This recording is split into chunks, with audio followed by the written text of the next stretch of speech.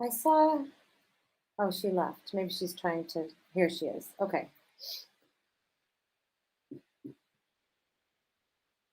I'm gonna just check the YouTube stream.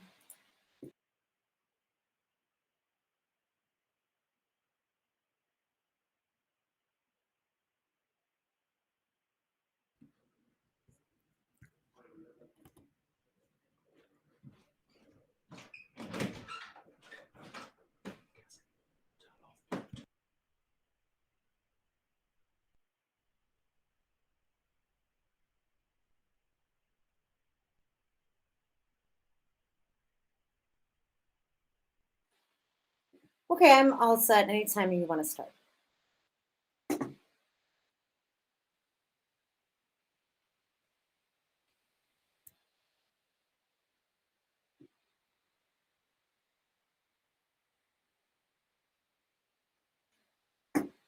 Okay, I will call the August regular meeting of Jones LSC to order at 7:01.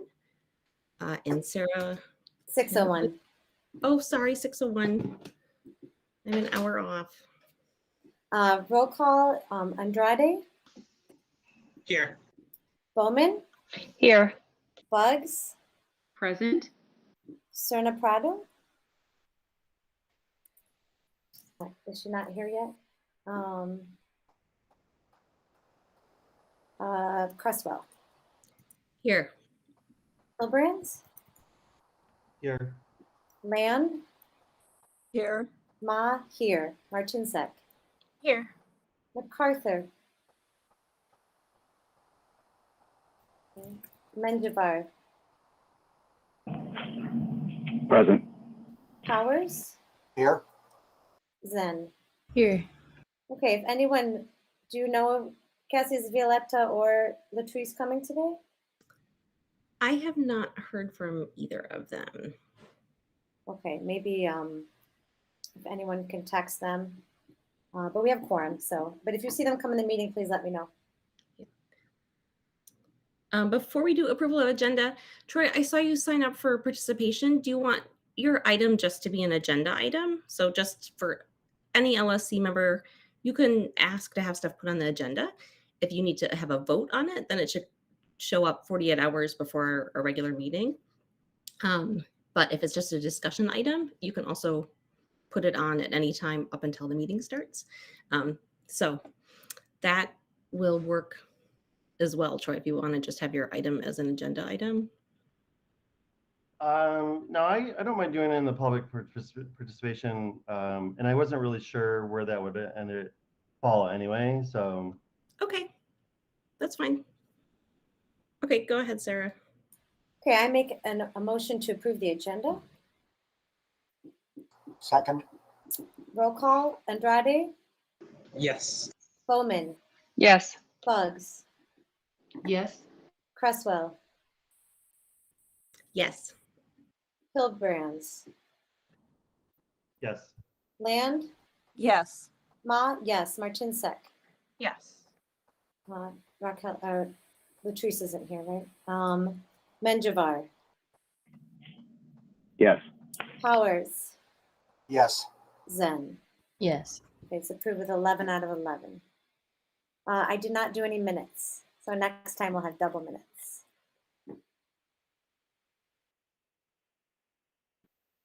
Okay, then we can go ahead with public participation.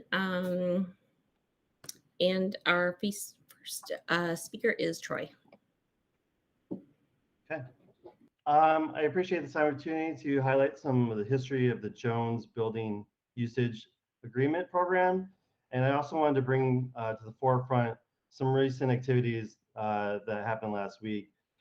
So for the past 20 years, the LSC has entrusted one Jones staff member and the principal to approve or any building agreement, whether mostly known as rentals, or when necessary, the chief of real estate at CPS Central Office would then approve agreements. But since 2013, after the construction of the new building and the hiring of a clerk, that's me, that would more directly oversee the and help expand the program, we've seen a significant increase in our net income, which is almost double.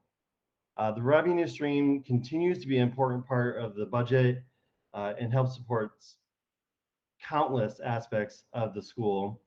Last week, we held a budget meeting of which rentals were discussed, and I encouraged a monthly review of contracts instead of individually approving every contract.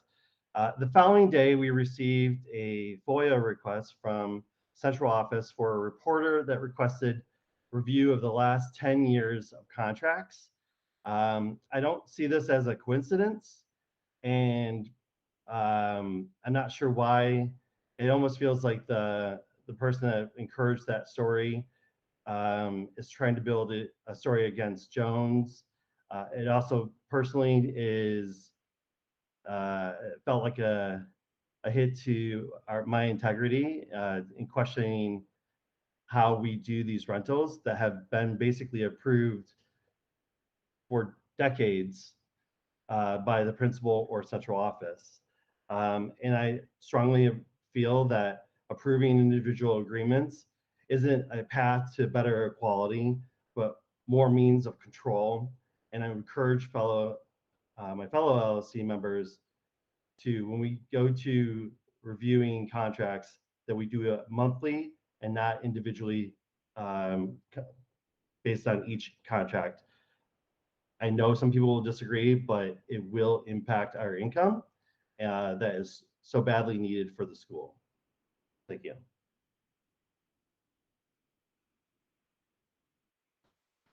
Thanks, Troy.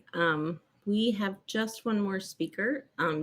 So if you guys have questions and comments on Troy's statement, I think we can do them now. I think we did have facilities. Oh, those are facility usage. Okay. And Deborah, do you want to go?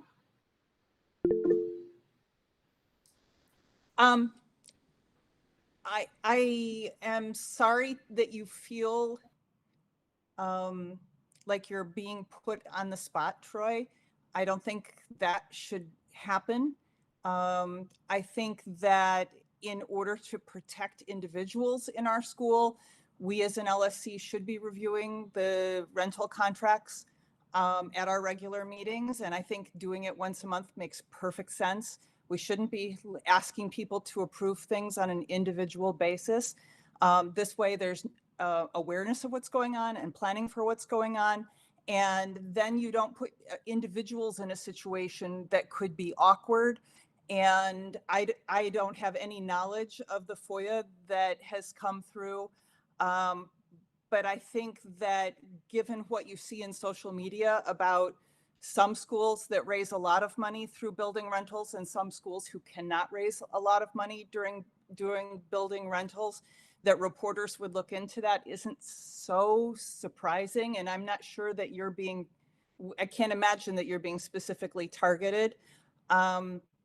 But I think it really is protective for you and for the other people involved in approval if that becomes a regular agenda item on the LSC on a monthly basis. And then you go through and you say, okay, here's the 10 rentals contracts we want to have, and go from there.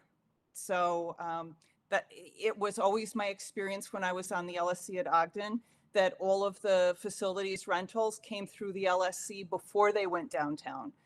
It's just good practice. So I'm sorry that you've been put on the spot. We need to prevent that. That's all. Roberto, yeah, if you have questions or comments on Troy's statement, we can do them now. Dr. Powers, go ahead. Yes, I want to second Troy's comments. At our budget meeting last week, one of the things that we discussed was the possibility of having the LSC essentially delegate to the school the approval of and creation of rental agreements. And of course, they go through all the CPS vetting, I should say, with regard to legal and everything else, and then report those on a monthly basis to the LSC.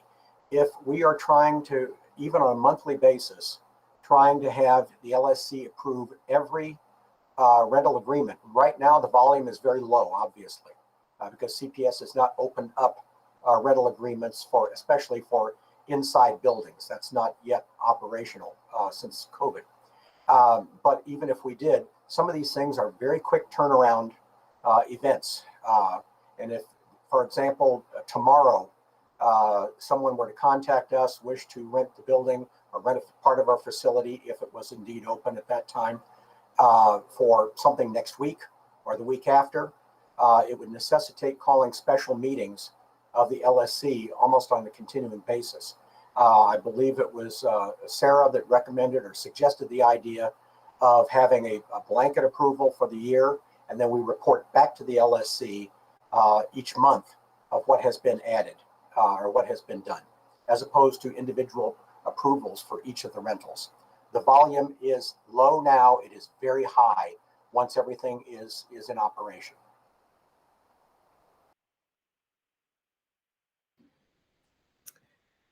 Anyone else with comments on that?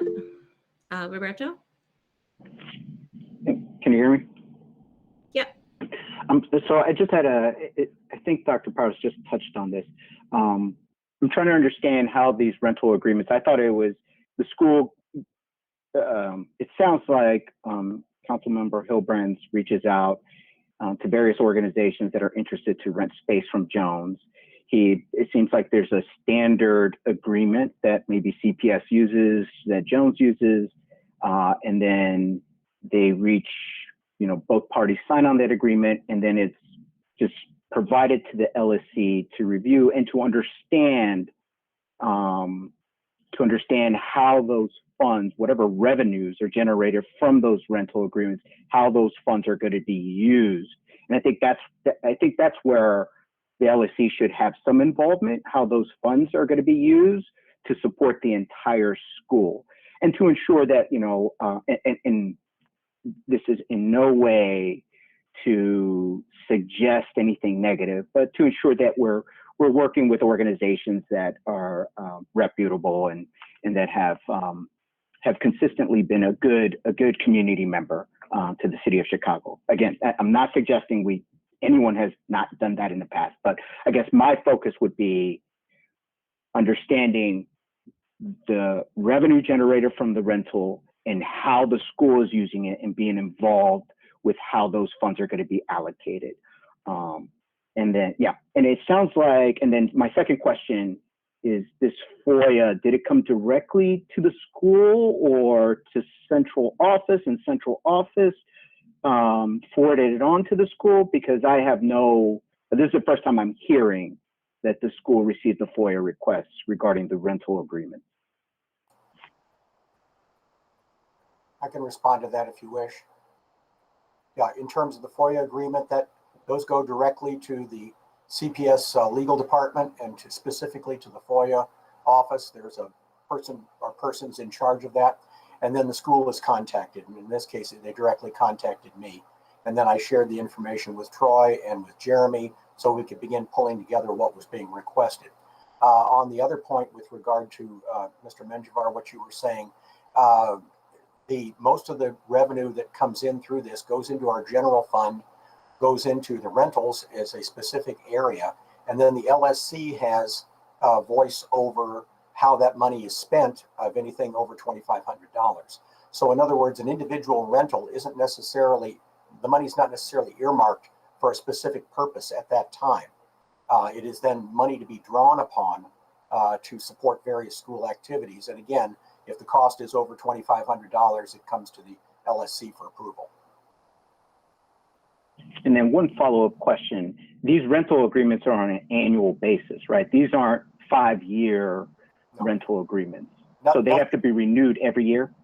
And anything that is a long-term, like, for example, an entire school year, like a church, for example, that is for the school year only, and it has to be approved on an annual basis. Most of the rentals, however, are very short-term. Some of them are for a few hours, some of them are for one evening, that type of thing. And the agreements, there's a lot of that goes back and forth on settling these agreements. For example, when initial contracts are sent to CPS for vetting, They go through them, they write back to check on things like, does the vendor in this case, or the renter in this case, have the proper amount of liability insurance? Do they have the proper this, the proper that? And all of that goes back and forth, often for several days. And Troy, I think, can attest sometimes even longer than that, depending on the complexity of the situation. So thank you, Dr. Parris. That helps to provide a little bit context. In my mind, I'm thinking these rental agreements are for the entire academic year, but it seems like there's two types of rental agreements, one short-term, one long-term. And so the short-term might be causing a little bit of, there might be some challenges there if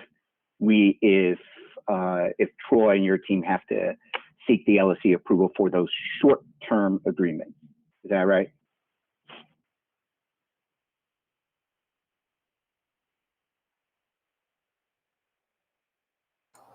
Troy? Sorry, I didn't catch that last part. My sound wasn't coming, but I'm sorry.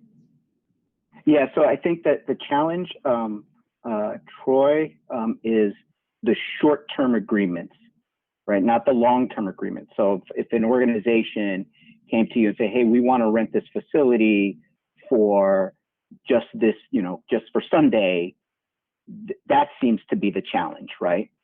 Are the short-term rental agreements. Long-term agreements, I mean, those, like Dr. Power said, those are usually a year. There's probably about 5 or 6 of them that I deal with, but the vast majority of them, I mean, it's any kind of sales call. It's there's a discovery session where I talk with the individual and figure out what they need. If it's a nonprofit, if it's a program that's going to help the school, that all determines pricing, availability, and whether or not we can even do it. Also, their insurance. But a lot of these, I mean, it's like any incoming family that's out of town that's trying to get into CPS. They don't understand the complexities of CPS and how the system works. So they think, oh, well, it's just a school that I'm just going to go into and that's going to be it. Same thing with the rental contracts. A lot of people think it's, they don't necessarily look at it as a school. I have to remind them a lot that it's a school and that's our primary function. But a lot of times they just think that that's something that can be quickly turned around. Understood. Thank you. And the reason I bring this up is because in 2019, I think it was Mr. Gilmore, who was on the LSC as a teacher representative, had brought up this rental issue and like who can rent the facilities at Jones and where does the revenue go and how that revenue is shared among the departments. So, so that's where I'm coming from. Thank you. Rachel, do you want to go next? Yeah, thank you. Thanks, Troy. This is, I guess I just have a question because I'm kind of new to thinking about all of this rental, like rental sphere of things. But something that you said and I think we're kind of talking about this, but you said something about profits, are significantly reduced for the school if we're having to do these individual approvals. And I guess I'm just wondering about that. So the school makes less money because you're maybe unable to say yes to people because there's then needing to go through the process of the LSC. Is that kind of, and so then maybe like for a quick turnaround, that's because for me, I'm wondering if like other schools with rental procedures deal with this issue as well. Because it seems to me like that's not necessarily I don't know, that kind of makes sense to me that there's that stopgap there. I don't know, but it just, I wanted to ask about the profit question, the profit thing you mentioned, I guess. Well, I mean, I'll give you a prime example. Anytime we have a movie crew come in, that maybe they want to film, maybe they just want to use our cafeteria for staging. A lot of times, and most recently, it's been overnight, so it's been no impact, or on the weekends, or no impact to the students. these type of crews, they don't work by days, they work by the hour, and they turn things around very quickly.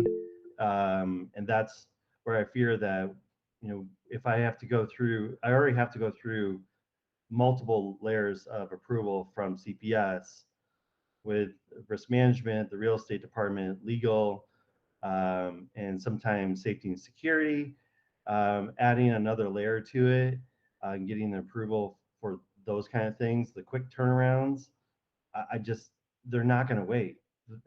I've had many opportunities that were squashed because they're going to move on very quickly if they don't get an answer. Thank you. That helps. Sarah? Yeah, so I concur with what Dr. Power said. We kind of resolved this already at the budget committee meeting. I think that Troy and I are going to work offline to create some language about blanket approvals, and then the budget committee will help Troy to present the update at the monthly meeting. And I think we're in good shape. So I think because we have a long meeting, we should keep going. Yeah, I think that sounds good. Thanks, Sarah. Raquel, you are the next speaker for public participation. Oh, I don't have anything to say. I just signed up in case I had questions later, and then I guess at the end of the meeting I can ask my questions. Is that what the protocol would be? Okay, thank you.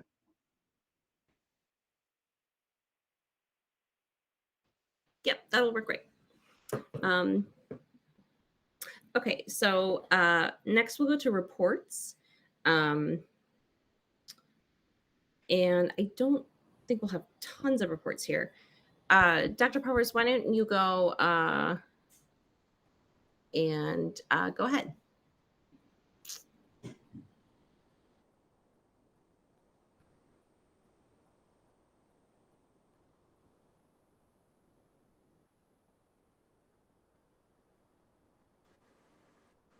You're on mute.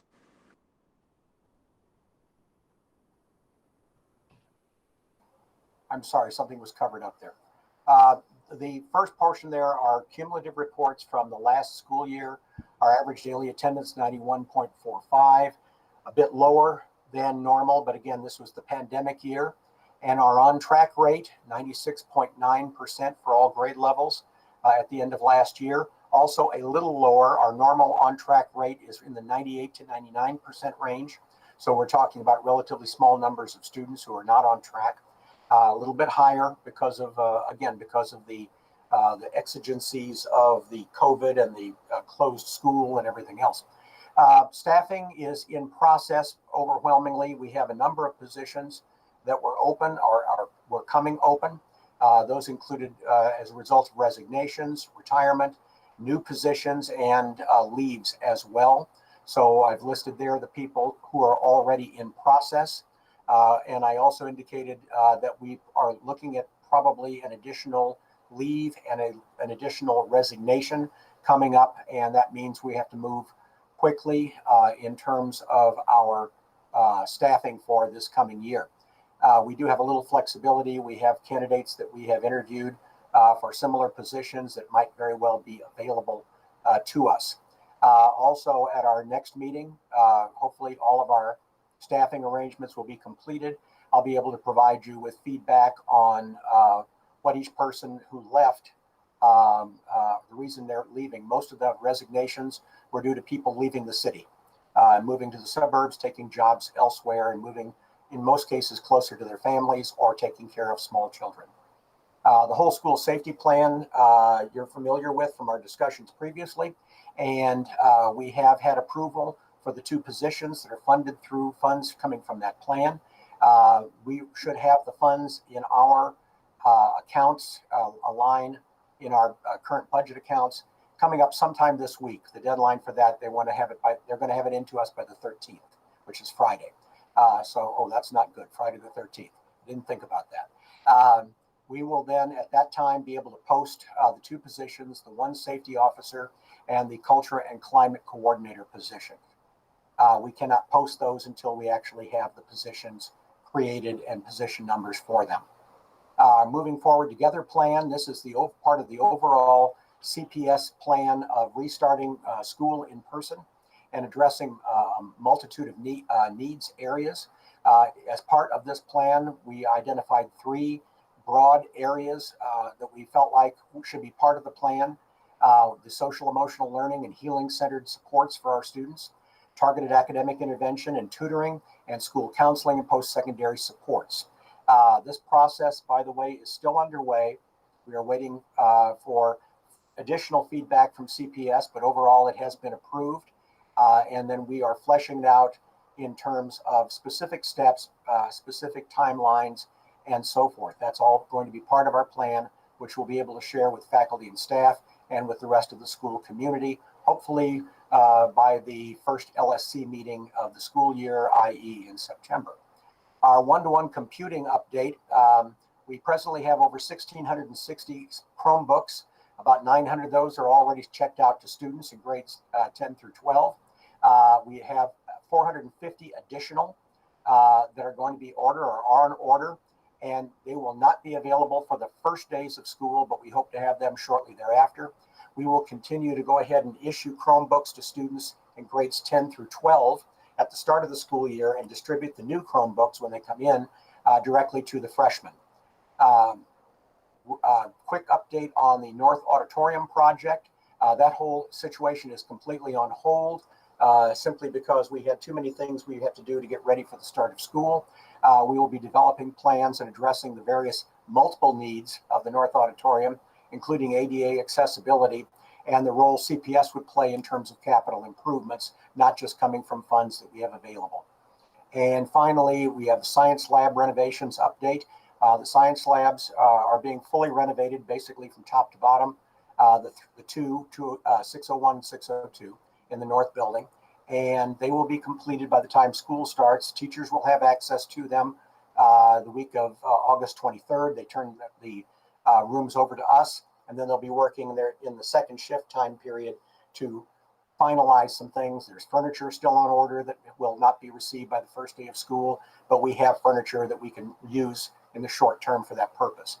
But those will be very nicely equipped and up to date, comparable to the labs in the south building, and the other labs in the north building were actually a bit more modernized at an earlier date. These were probably the 2 that needed it the worst in terms of, needed it the most, I should say. Well, worst is maybe not the right word, but they needed it the most in terms of renovations.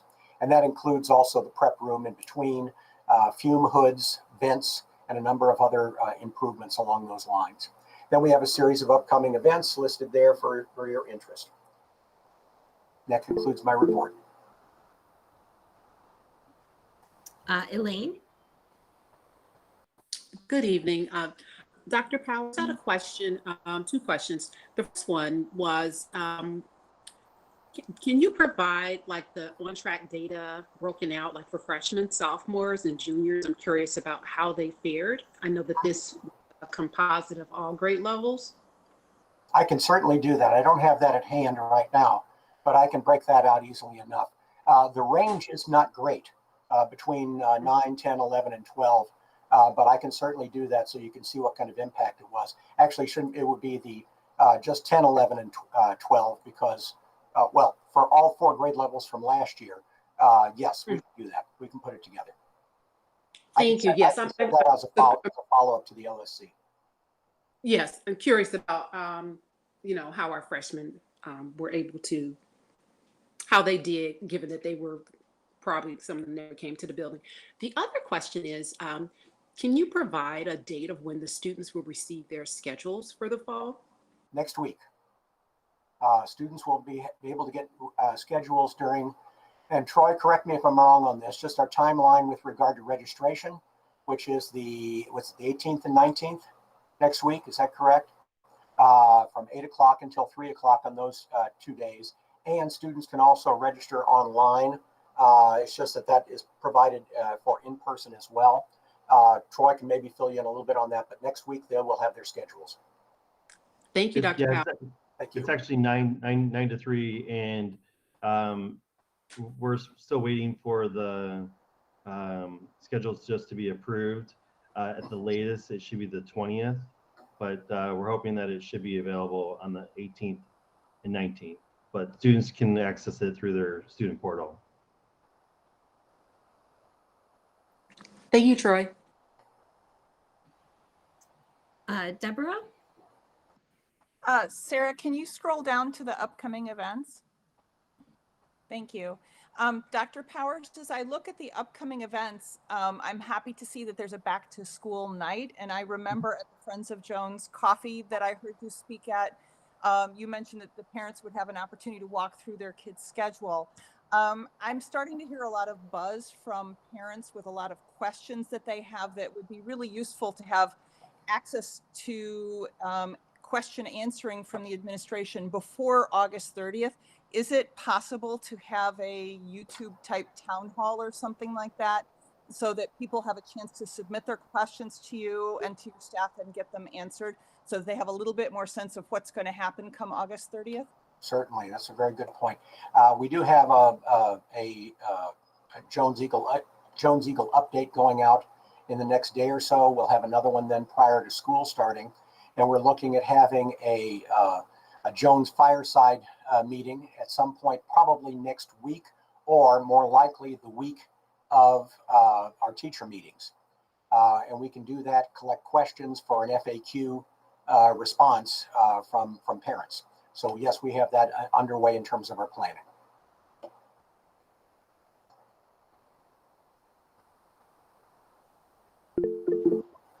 Ellen? Yeah, thanks Dr. Powers for the update, and thanks also for emailing this to the whole staff today.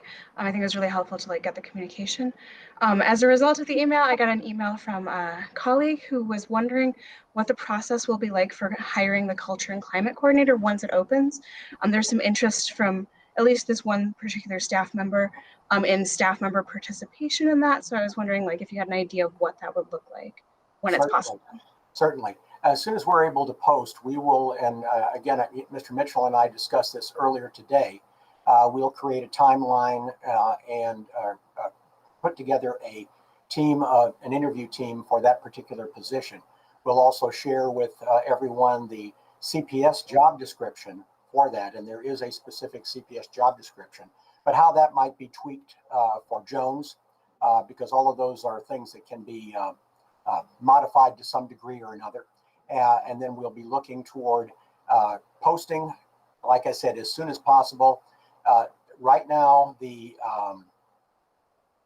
human resources is running very far behind on a lot of their work.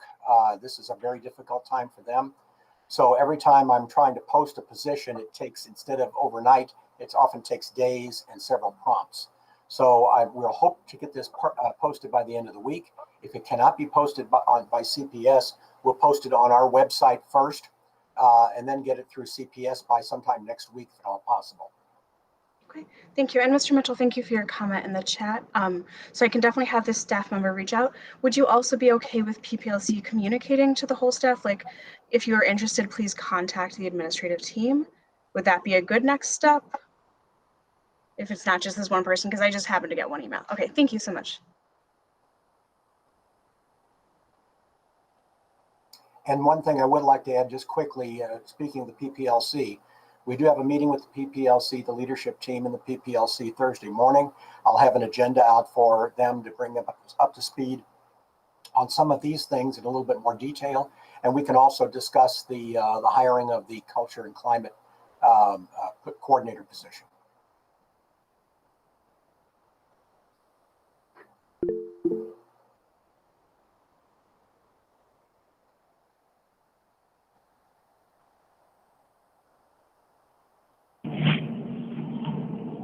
Go ahead, Roberto. I have I guess, a few questions for Dr. Powers regarding his principal report. One, I want to emphasize Councilmember Deborah Land of just continuing what Dr. Powers and your team have done, the town hall series. I think you guys did, I think the team did a town hall series for reopening of last school year, the whole school safety plan. So I think that is an excellent idea, and I think that should continue forward, especially with a lot of the uncertainties that's going on now with the uptick in numbers in the Delta variant. So I know CPS as a district is hosting their reopening plans or something for families to engage next week. So I think having something for Jones families would be great. And the other thing that I wanted to ask you is regarding the stage theater and the ADA, and whether you have a timeline. I know you just said it was put on hold until you can address the various requests to ensure that the stage is meeting the ADA and other elements. And I just want to know, what is that timeline? And the reason I bring this up is because on Wednesday, July 28th, just a few days after our LSE meeting, where you brought up the stage, the renovation on the stage theater, WBEZ Reset celebrated and reflected on the 31st anniversary of the landmark civil rights law, the Americans with Disabilities Act, and its purpose, right, to make our schools and workplace and communities and cities across the United States more inclusive and in a right space and equitable access for all people. And so I just want to make sure that we have a timeline and that this is going to get completed within this academic school year, or at least a proposal is going to be done, because it seemed like the extension of the stage that somehow that you were able, not somehow, but you were able to get a contractor to come and do an estimate. So it would be helpful to have a timeline of when we can get this stage moving forward with the ADA requirements. We don't have a timeline at this point, Mr. Menjivar, but we will develop one. Right now, our focus is on the 30th of August and getting school started. Once the dust settles, so to speak, we'll be able to start looking at what scope we might be doing. There are other things that need to be done in that auditorium area, and we'll have to decide whether it is something that we can plan and roll out in stages, no pun intended, with regard to including lighting, including sound, all of which are things that need to be done, but can be very expensive and may have to wait until the stage portion of it is taken care of and the access to it. So we're going to be looking at that, and it will involve probably more than just hiring a contractor. I think it's going to involve some CPS involvement and potentially, I hope, some capital support from CPS. Okay, and I just want to make sure that accessibility is on the forefront of that project. It definitely is. And then the other question that I have is regarding the moving forward plan. My understanding is that Jones did not use or plan any of those ADF funds for summer programming. And that by November, the school has to have approved the plan for the academic year in order to use those ADF funds. Is that correct? That is correct. I don't know the exact timeline, but that is true for ADF and for the OST funds. And again, distinguishing between the two, the ADF is a fairly broad usage, especially for social emotional learning issues and so forth, as we've indicated in our draft plan, or the précis that I gave you. But the OST is much more focused on the academic supports. Of the two, the OST, it has been hinted that we may have a continuation of that, i.e. we may have it more than just this coming year. But the ADF funds are not likely to continue past this year. And as a suggestion, as a council member here, I want to make sure that either the ADF and OST are addressing the social emotional aspect of the pandemic, but also the post-secondary, right? I think college applications, the FAFSA, and our Dreamers and DACA recipients are getting that support in order to plan their college now and be prepared for that. And then my last question here is, my understanding is Jones received over $19,000 for back to school events. And this is my understanding is that those funds are to re-engage families, to have DJs, to welcome families in for back to school. I want to know whether Jones has received that money and what are the plans for putting together a back to school bash for the Jones school community. We are looking at some things coming up, but part of that was designed to pay for people to go out and connect with families, especially students who had dropped off the radar, so to speak, and actually make home visits and that type of thing. We did not identify any students who had that particular need. We had communications with our students, even those who became somewhat disengaged, and have kept them, kept in contact with them. The other uses of the $19,000, I'm not so sure, what all the uses are. I was looking primarily at that focus on going out and actually connecting with individual families. We do have a Friends of Jones sponsored event coming up later this month, actually a couple of them. I don't know if some of those funds could be utilized in that area or not. Thank you for that. And my understanding, 19,000 can also be used as like goodie bags or Joneswear gear, things just to get them back into the school. So I'm looking forward to hearing how Jones is going to use those funds. I will look into that a little bit more detail, okay, and see if that's something we might be able to utilize for the kids when they first come back to school. Thank you.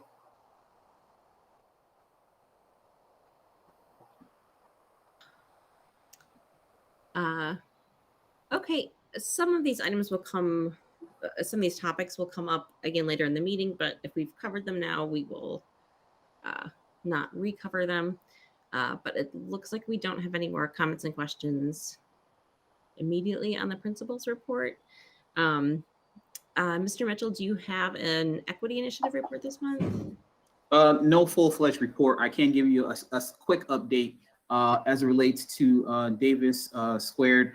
We have dates scheduled for our next 6 sessions from there's one actually during the during the teacher week, I think August, that Wednesday, I think whatever that is, the 26th, I believe.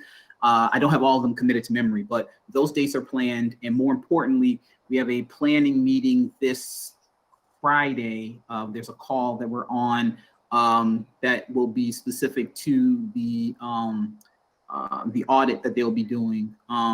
So at the next LSC meeting, we can give you an update of what that is, what that's going to entail. I know there are questions centered around that.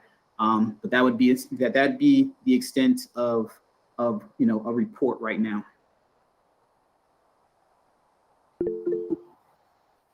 Sarah, you want to go ahead? Just a quick clarification for the minutes. When you say they're going to be doing an audit, who is they? Davis Consulting, the equity audit that that was requested last year. It was deemed by the consulting group that we kind of work on ourselves internally first, and then they would perform the audit at the beginning of the school year and provide us that feedback, and then we would develop a plan of action from the data that we received from them this year. Ellen? I know the audit was brought up last year as well as something that was going to happen this fall, and I'm not sure if this is something you're going to get more details about in your upcoming meeting or not, but like what exactly does that look like? Does it include curriculum audit? Like what does it? I'm not sure, Ellen. That's what we're going to talk about on Friday. Thanks Great. for asking. Thanks. I think the description that I saw was not that it was about the curriculum. It was more about like school practices or like documents, and it seemed like what Davis Squared described in their original contract was that it was not a curriculum audit. So obviously Dr. Powers and Mr. Mitchell would know more on that, but that was my understanding from what we saw earlier this year. That is correct, Azzy. But when we talk on Friday, we can see. I don't know if that's something that can be negotiated. I'm not sure if that's something that is their area of focus. But we can definitely ask the question. Great, thanks. Elaine? So I had a question, Dr. Powers. In terms of the turnaround time, once they conduct the audit, if they then share like a timeline of when the action plan would be developed and be able to be implemented, just so that we are making the most of the time and not letting anything get away. Go ahead, Mr. Mitchell. Yeah, again, these are questions that we will have answered on Friday. We don't have the answer to give you right now. My assumption would be that they will create a timeline. And again, whatever we learn, whatever information we're provided with, like the more detailed plan that we get, we'll provide that to you all at the very next meeting. And hopefully that will include the timeline that you're asking about. Okay, I guess that just kind of concerns me if they're like a consulting and they don't have this up front and that they did the audit afterwards versus assessing your needs first and then creating a plan that could be implemented last fall. And so that's more of a flag, not for, just, I'm concerned then about their practices, that they don't have that in advance of the meeting to know, hey, this is what we're going to be, what you can expect. Then that way you're prepared and for your implementation because school will be starting soon. But I understand you don't have the answer out. It may have been in the contract. I have to go back and look at it. You're asking me, I don't recall, I don't have it memorized. But like I said, that I wrote the question down and I'll make sure we have it that it's very clear when we come out of our meeting on Friday. Thank you, Mr. Mitchell.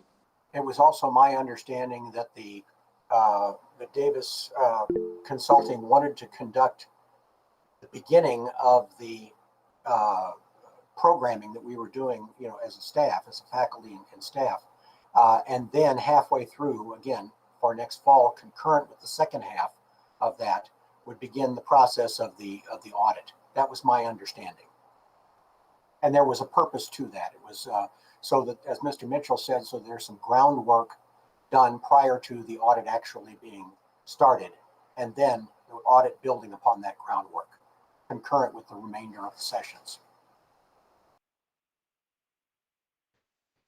Deborah? Yeah, I'm sorry that I'm coming to this a little bit after the fact and everybody knows more about this than I do, but can you help me understand what are some of the takeaways from the sessions you've already had? I mean, what important fruit have we gathered already? I want to say this without sounding disrespectful. Every month I have provided an equity update, and those updates, particularly with Davis, are linked to the website. So you can actually go back to the Jones website. If you go under the equity tab, session by session is kind of broken down, kind of the takeaways that we, what was shared from each session. So I highly encourage you to start there. Okay, Deborah? Okay, that's fine. I didn't know where to look.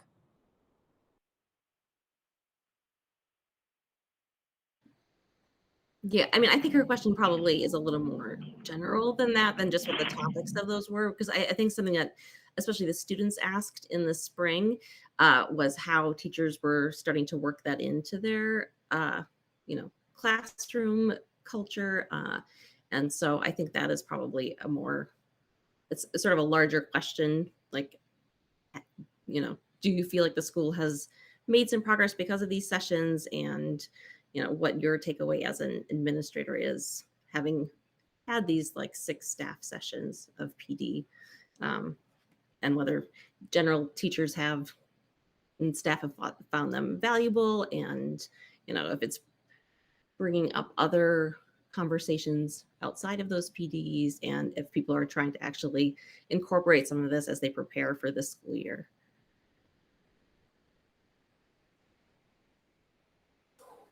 Would either teacher representative care to respond to that, those lines of questioning? That is something we can definitely survey staff members on and get a feel of reflection on how it's going and where it's been. We haven't really sent out any real big surveys because it's summer, but we can definitely put that on the list of things to do this fall. Thanks. Okay, the next report is the student report. Daniel? Hi. So no formal report, but there was like 2 areas of subject areas I want to talk about. One was classes, but that was kind of covered in the principal report. So thank you for that. The next thing would be COVID-19 procedures.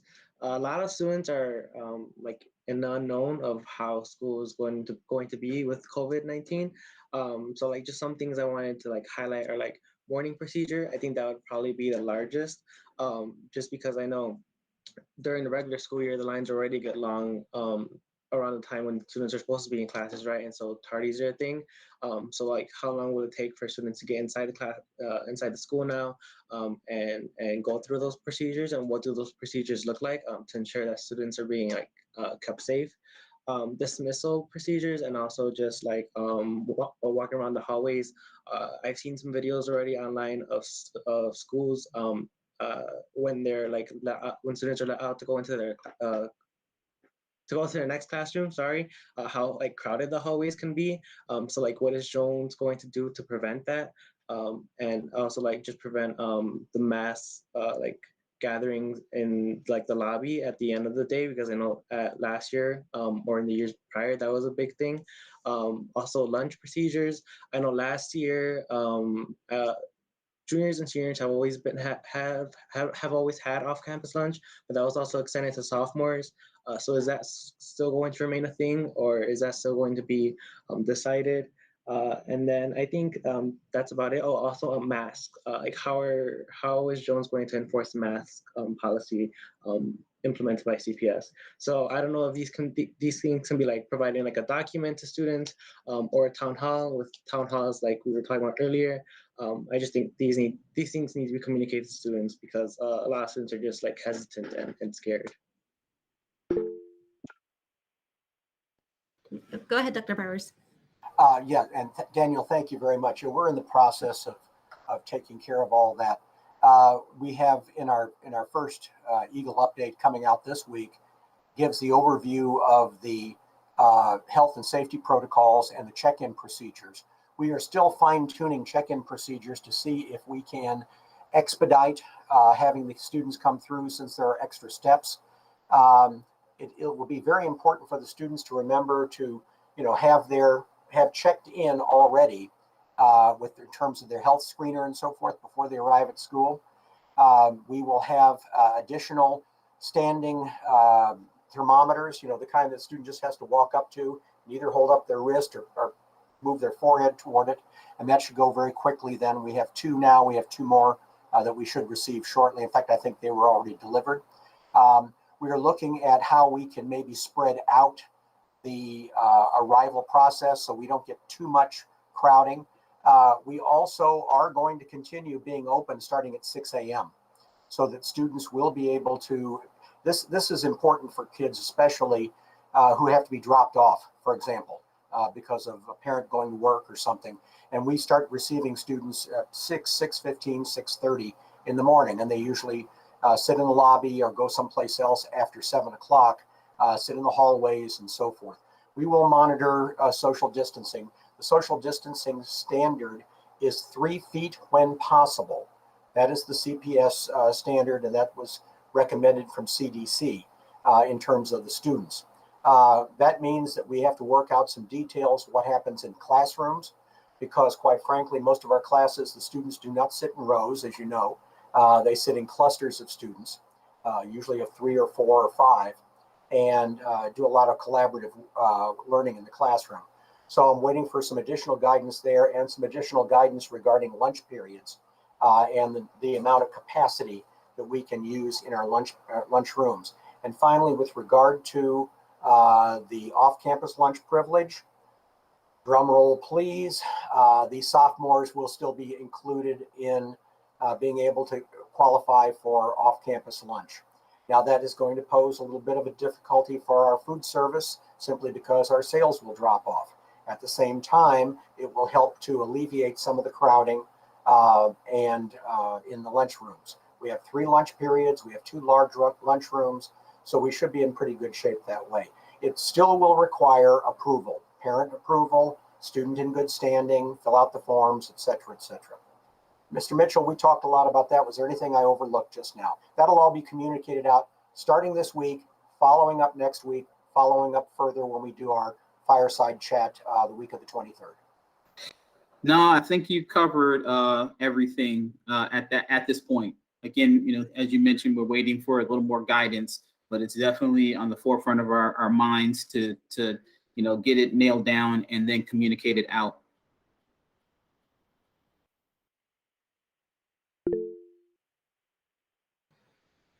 Sarah? Oops, you're muted. Sorry. I think there was some really good news this last week that said that high school LSCs can have 3 student representatives. So I don't know if, I think it said effective immediately. So I don't know if that's something that, you know, Dr. Powers wants to work with Daniel to, Dr. Powers? I must have missed that. I'm not familiar with that. Was that a decision of the CPS board? No, it was a public act of the General Assembly. Oh, So okay. I saw that it had been introduced like quite a bit ago, actually, and I did not know that it passed, but it got signed by the governor, I think, last week. Okay. Yeah, so I guess there'll be another election for those 2 positions coming up. Okay. Thank you. Thanks for the update. I just want to say thank you, Dr. Powers and Mr. Mitchell, for that. And I'm glad to hear I might get more students on here with me. But thank you all.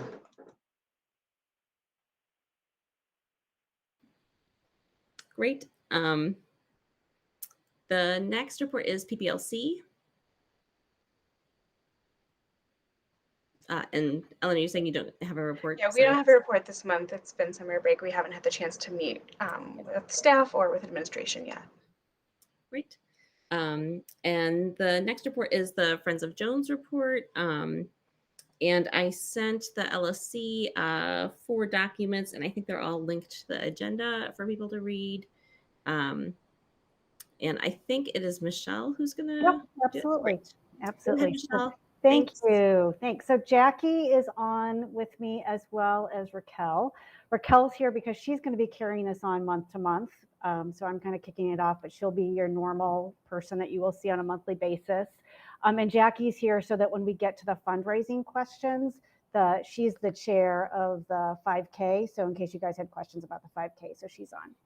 So I know you guys have a lot on your agenda. So our plan was not to go line by line through the report that we sent, but more, one, just open up the conversation for questions, but to highlight really the importance that we as FOJ are feeling about our messaging and the importance of us getting our messaging out beyond just raising and distributing funds, that we really are about 3 main things. That is building community, coordinating volunteers, and raising and distributing funds. And I would argue that without building community and without coordinating volunteers, your funding isn't as effective. So you will hear us talk about these 3 in the reports that we do on a monthly basis, either written or verbally. You'll hear it in our communication out. And professionally, I know it takes at least 7 times to say something before it's actually heard. And so we are at the very beginning of this messaging. So you are going to start hearing it. You guys in your role will probably hear it more, but know that it is going to be something that is our mantra throughout the year. So without going into all the line items, hopefully you've had a chance to review this and kind of what we've been up to last year and this year around these 3 areas. And I thought I would just open it up for questions, comments, concerns.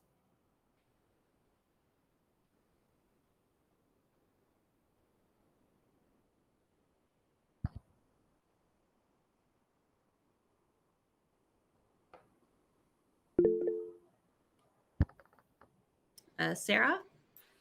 Yeah, I just had a question about the T with Torres. Sorry, I have a lot of tabs open and I'm trying to, so there it is. Was this communicated via email to all the Spanish speaking families? Obviously, I'm not a Spanish speaking family, so the only place I've seen it is on the social media. So I'm just curious how that's communicated. So it went out in a couple different ways. And we have only about 10 people this first time. So again, we'll probably hopefully grow as time goes. But it was reached out mostly through social media. We did a blast in Spanish, both on our Instagram and our Facebook. And there's been some lessons learned on our side too, as far as needing to make sure that we have people lined up to answer questions in Spanish for people that are posing questions in Spanish. So we've been responding back to people. So we've definitely gotten a hit through those 2. our goal would be, to start to continue to announce these. We also talked about it briefly during some of the coffees to some of the folks as well. So, but hopefully our reach, it's a quarterly, so we'll hopefully word of mouth as well as other future communications. Does that answer your question, Sarah?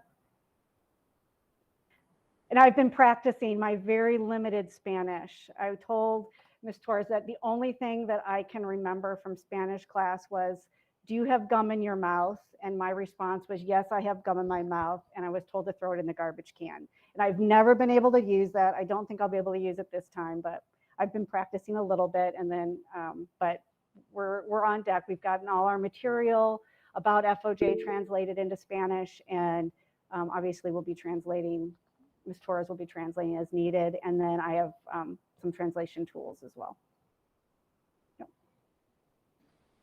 Daniel? Yeah, I just want to say I think the work that Friends of Jones does is so amazing, and the Tea with Torres is really I love to see it. But I had a question about the affinity groups. I saw the Instagram page in my recommended, and I just had can you give a brief overview of what that is, what the pilot is? I think it would be great for students to know.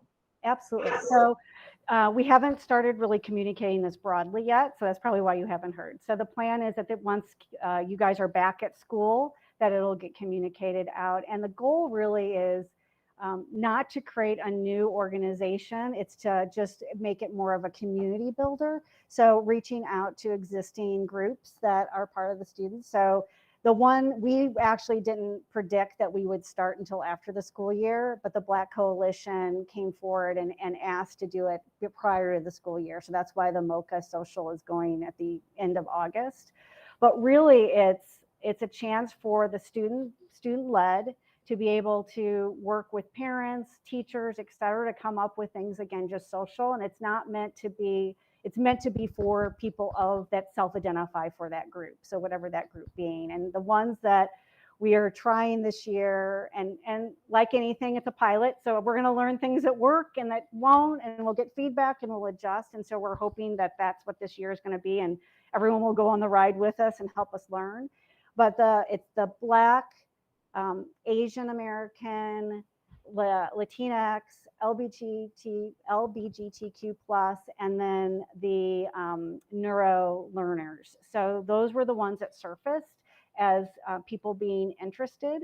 And we'll see, again, we're going to kind of organically let this happen and see. The Black Coalition wanted to do a cookout, but another group may not want to do that. They may want to do something totally different. And so we really don't have any plans other than to let it organically happen and just make that space available for those groups.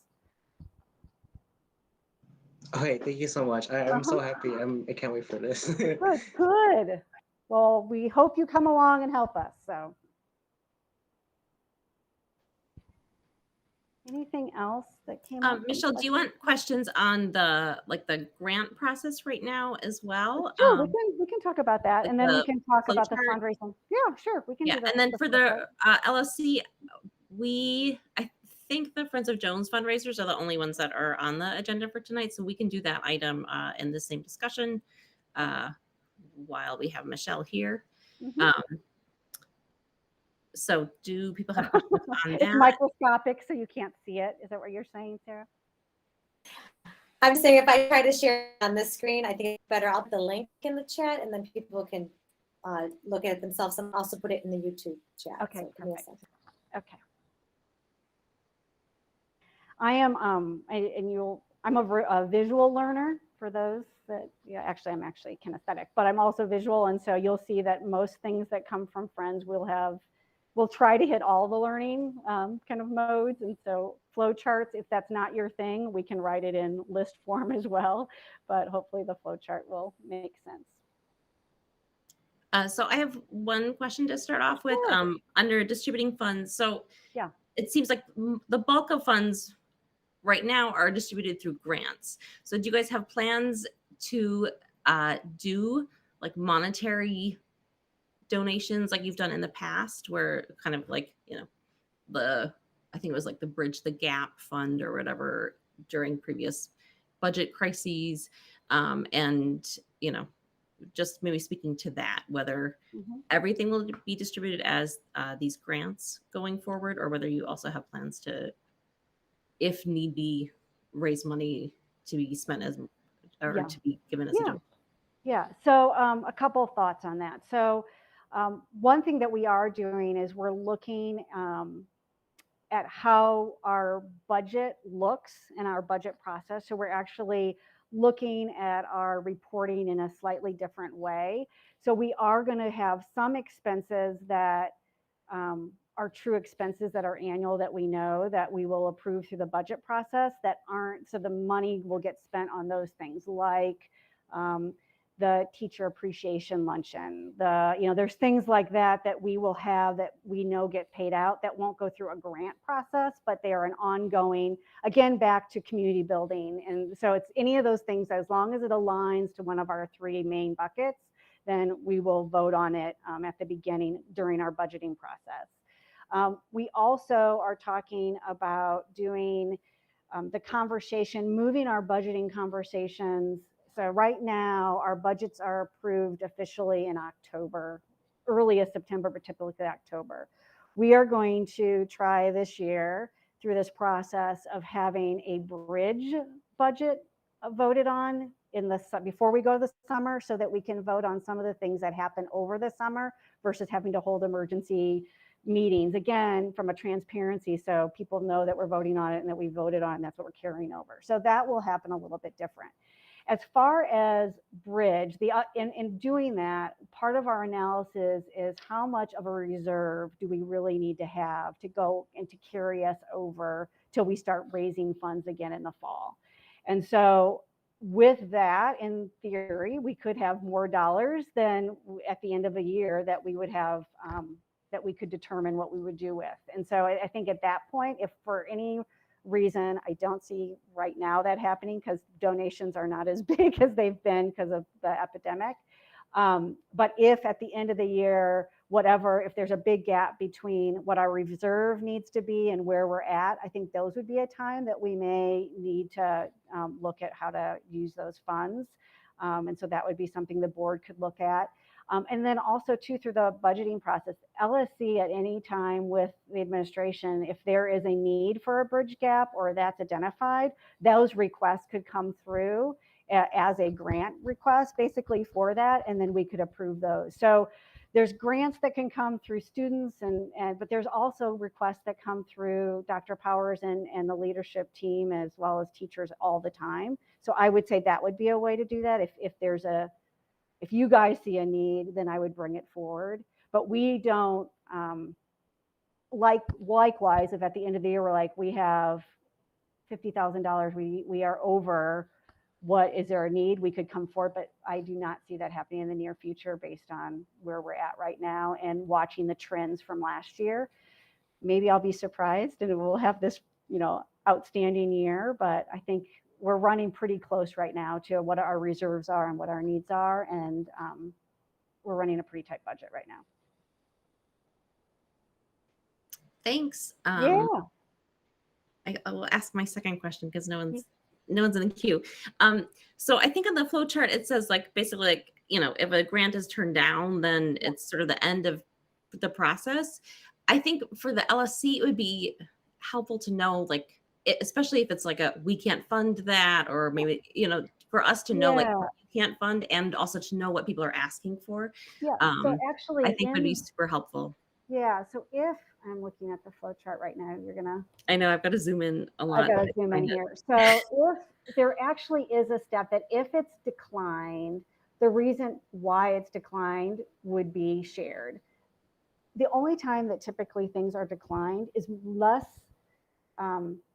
it could be, an example, maybe it comes to FOJ, we talk to Dr. Powers and he's like, you know what, that actually is covered under our budget. You don't need to do that. And so we'll go back to the customer and say, actually, you need to go through this path. So that would be one. Another would be if a request comes in, we had some request a number of years ago about people wanting to have like student trip, their own personal trips funded. That didn't seem to meet our criteria. So we explained that to the people that didn't. But for the most part, most things get approved once it gets to us, it's gone through enough of a vetting process that it's very rare that we aren't approving something. And if we do, we definitely let those individuals know why, with the option of them going back and doing whatever correction and coming. So coming back and asking again. So it's not as if you can't get it ever. It might be fine tuning it a little bit or getting more. Sometimes we push back and say, tell us a little bit more about how the dollars are being spent or why you went with that vendor or what are the risks. And so those types of clarifying questions we'd be going back with along the way. But yeah, we'll report out, but I don't see that you're not going to see a ton that we're saying no to typically, just historically. Roberto? Hi, Michelle Kerr. Hello. Hi. Thank you so much for participating, and it's good to see you. Yeah. So I really do appreciate the Friends of Jones translating the documents. I think we've heard students who have asked for Jones to translate some of the documents and not just the request for donations, right? Because I think the requests for donations are translated both in Mandarin and Spanish. So I really do appreciate that. I think that's been a push for the school to translate their communications. So thank you to FOJ for that and for the work that you do. So I have two, I guess one kind of request or question. I was wondering if FOJ would consider putting together just like a recorded video on how the grant process works. Because we've heard in the past, like students asking, how do I apply for an FOJ grant?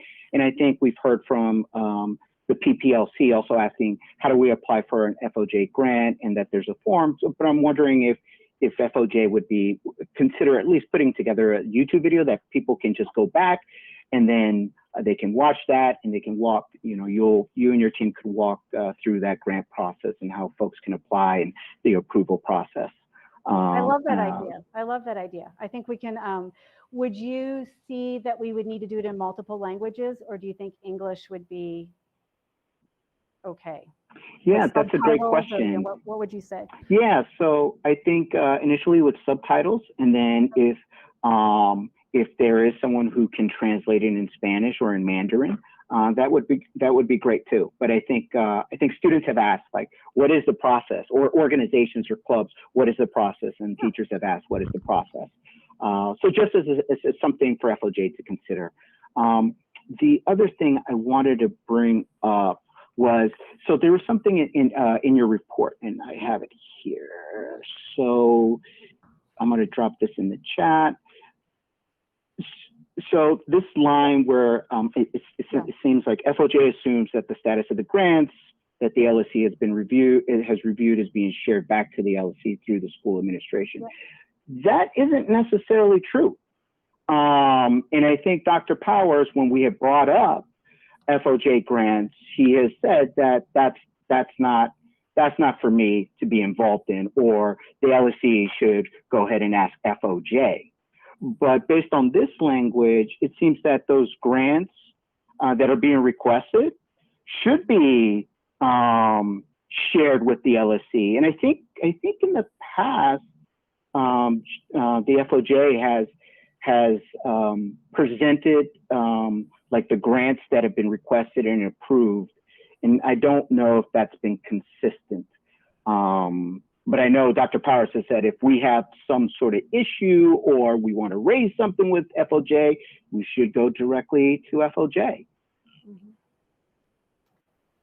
So Dr. Powers wants to maybe respond, and then I can. Right. With regard to, it's not so much that the grant application has to go through the school administration. It's that the FOJ leadership meets with me several days prior to their board meetings to discuss any of the grants and they go directly to the Friends of Jones to gather those together. Then they share them with me. Then we talk about them, and it's often there where we discover, for example, it's something that we're going to cover through budget, for example, or we discuss it that maybe it's not the most appropriate thing for the Friends of Jones because there's some other way to deal with it, or it's not really an appropriate grant proposal. But most of them go through a very brief discussion, and then they go to the FOJ board. That has been the practice in the past. Mm-hmm. And I would say we'll definitely want to keep doing that because that's kind of our way to catch some of the potential disconnects. But I would think, and this may be something that we need to learn and really work at this year, but during the budgeting conversations during your budget committee, if something comes out of the budget committee that's identified that will need to be an ask for a grant from FOJ, I would think that process, who submits that, then that person would go back to and close the loop with whomever. Like we don't, to kind of make it a parallel, if a chemistry teacher asks us for something, we don't go back to the head of the chemistry department and report out we let that person go back and make the communication. So I would think we'd want to handle any type of request that way. Plus our generic, every month we're announcing what we do and all that. But as far as us having a step that we go back to an approver and let them know, that's not built into our process. Does that answer your question, Roberto? I'm sorry, am I supposed to use last name? Sorry. No, Michelle, it's perfectly okay. Michelle, if you don't mind me calling you. Absolutely. I'm a first name person. So I guess my question, just based on this language, it seems like there has to be a better communication, like you said, between FOJ, the budget committee, Dr. Powers, and then just sharing that information with the LSC of like what grants have been approved and how those funds are being distributed to the different departments. So we're aware of those situations. So let's look at this year and let's see what we can do. I'd like to I don't want to create bureaucracy to create bureaucracy. I would like to use whatever is in existence wherever possible, and whatever processes we have, but let's keep the spirit of, if you need, what I'm hearing you say is if we have a request out to FOJ, we need to make sure that we hear back those statuses as well from a grant perspective, broadly, whatever would be touched by LSC's budgeting, that we need to make sure that we're circling back. Is that what I'm hearing? Yes. And then we can figure out how the best way to do that without creating an extra layer of unnecessary communication. Yep, I absolutely agree, Michelle. So Thank you so much. This has been super helpful and informative. Okay, good. My pleasure. Sorry. Sarah? Yeah, just quickly, as a process person myself, I think the easiest thing to do, I'm a spreadsheet person also, would just to be put all the grants in the spreadsheet, the status is in review, confirmed, and then you would never have to, we could just go into that document, or you could say it's been updated. We wouldn't have edit access, we just view it. And I think that would make me feel amazing. Even if you wanted to, I know we've talked previously, like if you wanted to redact the amounts because you're concerned about that, I think that's something that can be done. I think it could just be an easily cursory glance. Oh, this is what happened. If we have questions, we can ask you, and then we move on. I don't know if you already have a tracking sheet like that. We do have a tracking sheet. Yeah, so we do. So it's just a matter of what makes sense to, and just so again, from a transparency perspective, what Sarah was mentioning is it's somewhat can feel misleading if you look at just a group and what dollar amount they get, because if you look at it, if you break it down by student, the amount is equivalent, but a group that maybe has 4 people in it or 5 people in it and they get t-shirts sponsored, that's a big deal for them, where that dollar amount looks very different than funding helping fund the choir to go somewhere to Orlando or whatever. So making sure that equity isn't just a $1 amount, that this group gets this, everyone gets the same dollar amount. It's almost like how you spread that amongst the number of people impacted. So that's what Sarah was referring to, that it's not, we are very open during our meetings. We talk about the amount, we vote on the amount, that's all public knowledge. So it's not that, it's just having a report and it's all summarized. People without being privy to all that conversation, it could cause angst, is what has been the concern in the past. Yep. Ellen? Hi, Michelle. I think maybe a solution to that could be like to do a amount per student, because it sounds like that's how you're thinking about it a lot as a board. So maybe having a column for that, maybe more front and center would be useful communication. But I also just wanted to say thank you for coming, for sharing all of this documentation. It's so helpful. I also really look forward to you presenting to the teaching staff during 0 weeks. I also wanted to let the LSC know that FOJ is going to be on the agenda for Teacher Week. So we have this communication thread continuing in that forum as well. Thank you. You guys are going to get tired of seeing me. and FOJ. I mean, again, I'm serious about the 7 times. You will see us repeating the same message over and over and over again, but it'll take a while for it to stick. And I want to thank Ellen and others, and some great ideas on maybe how to change the perception about FOJ. So the banner is coming down, the thermometer is coming down. I'm going to on Thursday to take it down. So that was one of the things that we decided, that that's not the key message is one to get across. So anyway, but thank you for the suggestions. Anything else before we get into the fundraising? We are so excited about this year, I have to tell you. That's the fun part of FOJ, is we get to be with all the excitement of all these parents. And I have to tell you, and Dr. Powers, thank you for coming to the coffees and to the parent meetup, but the energy in the room was just amazing. And to leave with 120 new parent volunteers is just, I cannot be more thrilled. Our challenge is now to make sure to engage them so they stay engaged. And direct them if they end up wanting to do more of the LSC operational type of work, directing them over to your guys' committees and vice versa. So that will be our challenge. But we've got the freshman class parents. I'm telling you, they are on fire. They are ready to go. So it's a great class. Great.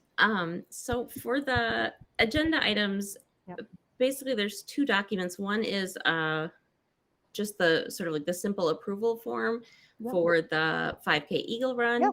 And so that I think is a simpler discussion than the full document.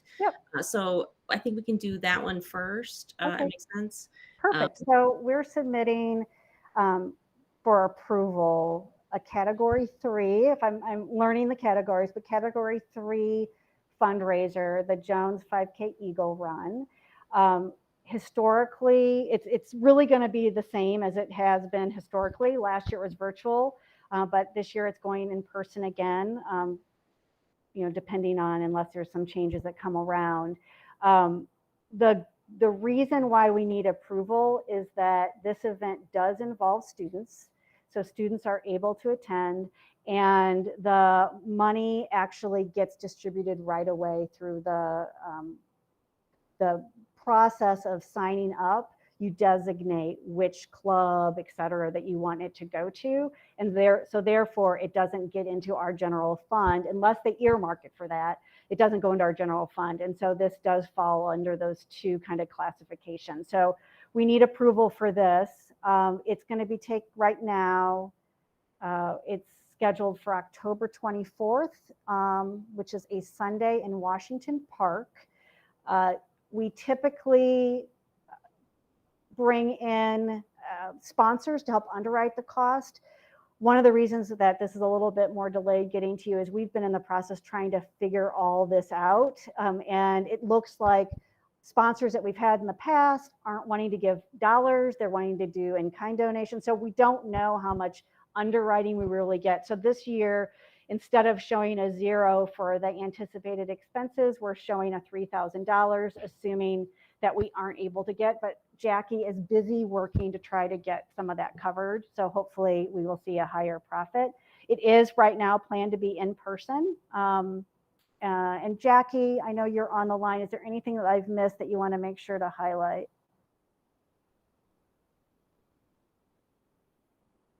I think she's on mute, so I don't know if she, there you go. Well, I just, really want to make clear that when people are registering, whether they're parents or faculty or the students themselves, we have a comprehensive list of all of the clubs and sports teams and student organizations that they get to choose where their funding goes. And, we do everything that we can to make sure that that is as up to date as possible and thorough. We are planning for it to be in person this year. So that is our hope. Any questions about this proposal?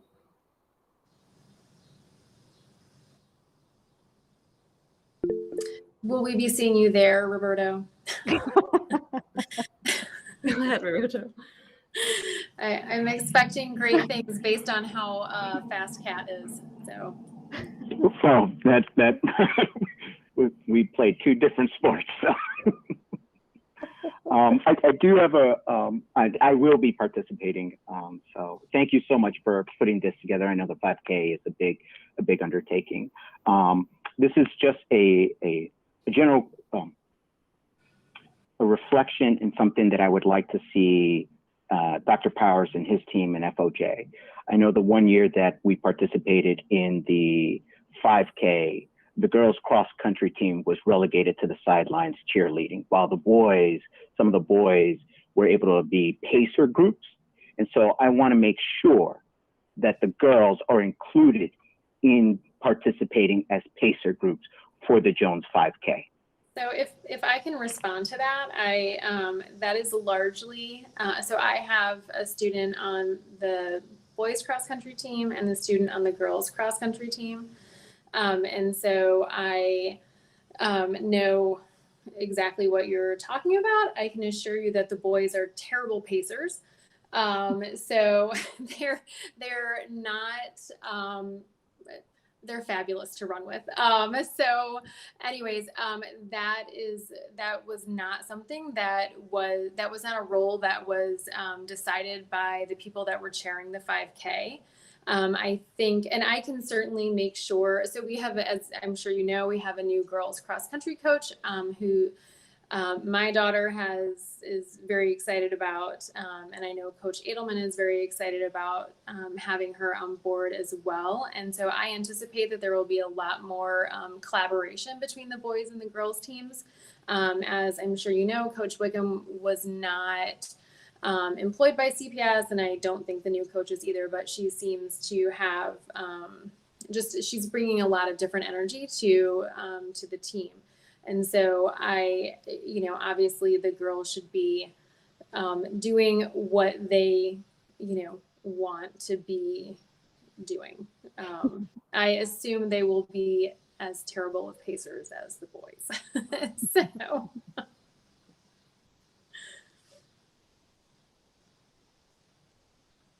Okay. Oh, sorry. Oh, yeah. Go ahead, Dr. Powers. I pace the tail end of the. And you are excellent. I want you to know, though, I have 2 trophies. I was the 2nd and 3rd place winner in my category 2 years ago. Now there were only 2 of us. The other guy got 1st, but I got 2nd and 3rd, and they're on my shelf. So those are technically I'm still defending those trophies. Absolutely. I have my I made the mistake of saying that I won 3rd place, and I was scolded because you don't win 3rd place apparently, but I felt really good about it.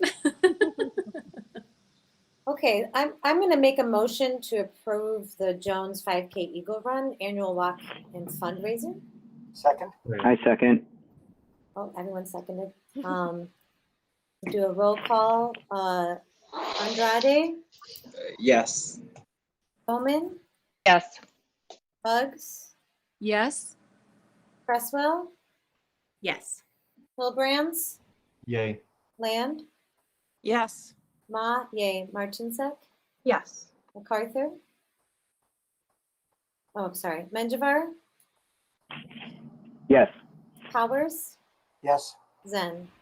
Yes. Okay, so that's 11 out of 11. All right. Excellent. Jackie, you have a job. Okay, so the longer duck has several sort of subparts to it. Yeah. And so I think we can kind of take those separate. The Eagle Run is approved now. And so then there's like 1, 2, 3. There's kind of There's four four things. that are kind of related. They all are Yeah. entwined. Mhm. Yeah, so one is using the Jones logo on things, and in particular on Jonesware. One is using the school space for back to school night, in part for volunteer sign up, but also for selling Jonesware. And then using or basically kind of like the continuous Jonesware sale at school. Or that space, the closet space that we have at a Yeah. minimum. Yep. And then there's a separate section on category 4 fundraisers. So I don't know if anyone else has questions immediately, if you want to indicate that. I think for just to, so that we get through this kind of efficiently, if we could walk through each line item, if we have notes, like there's two options. One is we give the notes and we decide what the resolution is, and then it's edited and brought back for approval next month, or we vote each category. I mean, my preference would be to vote for the whole document, but I think we need to at first just kind of go through each row with the categories. So Cassie, maybe if you could drive it that way. Yeah, I think that's fine. And it's like the Eagle Run has already been approved anyway. So I think that is, it's fine to do these. We can do a motion on each line or whatever, if depending on what the discussion is like, or each row basically, not line. So the Jonesware one, I'm not sure if we actually have a voting thing on that, like in terms of us approving the use of the name of the school. Generally, I'm not really sure if other schools do that. I don't know if anyone else has experience in that. So I can tell you CPS, when we met with them, they said that typically you do have to get approval on use of the logo and the name, and that the LSC can approve that as well as the principal. And could I ask Michelle who you talked to? Yeah, we law talked. department or OLSCR? We talked. Oh, I don't know the acronym, but it was the Office of the Local School Council. And was it Myra then? It was Henry. He's the lead. The person who I guess is over Jones has resigned, and so he was helping us. And then took questions. You know, if he had any questions, he would escalate it up to that group. There's the whole group to talk. You said his name was Henry? Yep. I'll find him. Okay, I'm not familiar with him. Thank you. And so, I mean, I think that is something that, you know, people are probably going to be perfectly happy with Friends of Jones using the logo on things in general. I think the more specific questions are like the events themselves. So I'm not sure if we need to do a general approval of that separate from our approvals of particular activities. Go ahead, Troy. I guess I'm just curious. So, like, if we're in agreement that FOJ is allowed to use the Jones logo and name, does that mean that they would have to come every year or to get that reapproved or okayed by the LSC? Or is that kind of a full sweep that once it's agreed upon with this LSC going forward, they're allowed to use it? I mean, I think my understanding from like the LSC resource guide is that if you're using the name or the logo of the school to raise money, then that is an activity that needs approval. And so it's not so much like you get a blanket approval of using the logo and the name. It's just that, like, you know, if you're holding some separate event that has, you know, does not depend on that, then it doesn't matter. And if you are, then that's something that should be run by the school, and depending what it is, by the LSC. So I think that is, so I think we probably don't need to have a separate vote on that as much as we have to have the discussion of the Jonesware sales as something that we approve. And by approving the sale of Jonesware, that includes like actually having to say Jones on that stuff. So yes. So I think it's kind of, there's basically like two things happening here. One is selling Jonesware at, you know, like a parent event in the evening, even if it's at school. And the other one is the idea of the sort of the ongoing school store. My understanding, and I have a question out to the Office of Internal Audit, because they're sort of who we've asked and gotten information on internal accounts.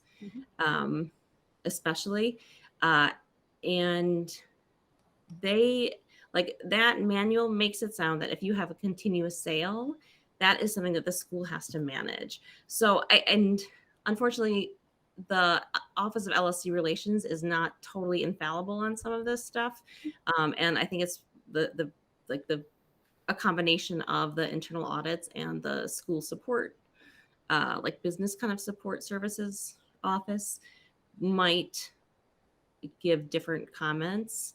And so I'm a little, like, I think for like, you know, selling on back to school night or something right now, that's pretty straightforward. And I don't think anyone's going to object to that.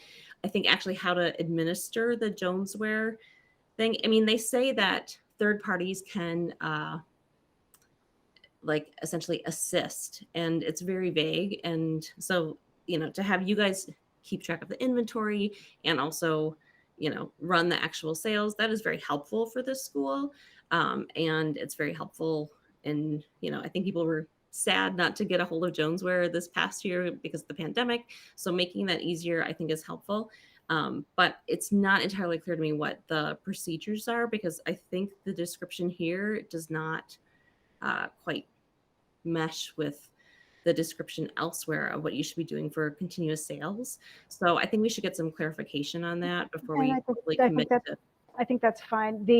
I will tell you, we have talked to other friends of groups, and there's a variety of how it's done. And there, to your point, there's an interpretation, I think, of what assist means and what it. So I think there's going to be room for interpretation based on what the other friends of groups have told us. And you see it in all extremes. You see the friends of having only online sales. You have some that do a combination. They have pop-ups are very popular, like these pop-up sales, like the back to school night would be a pop-up. They also have ones that have still on-premise stores. So it's you see it all. You're seeing it all.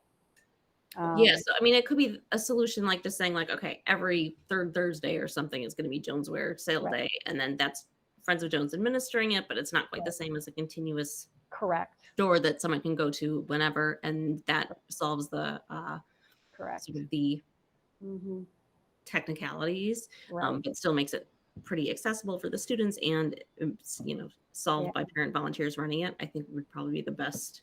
And I think that's the. Sorry, I've got like a fruit fly flying around.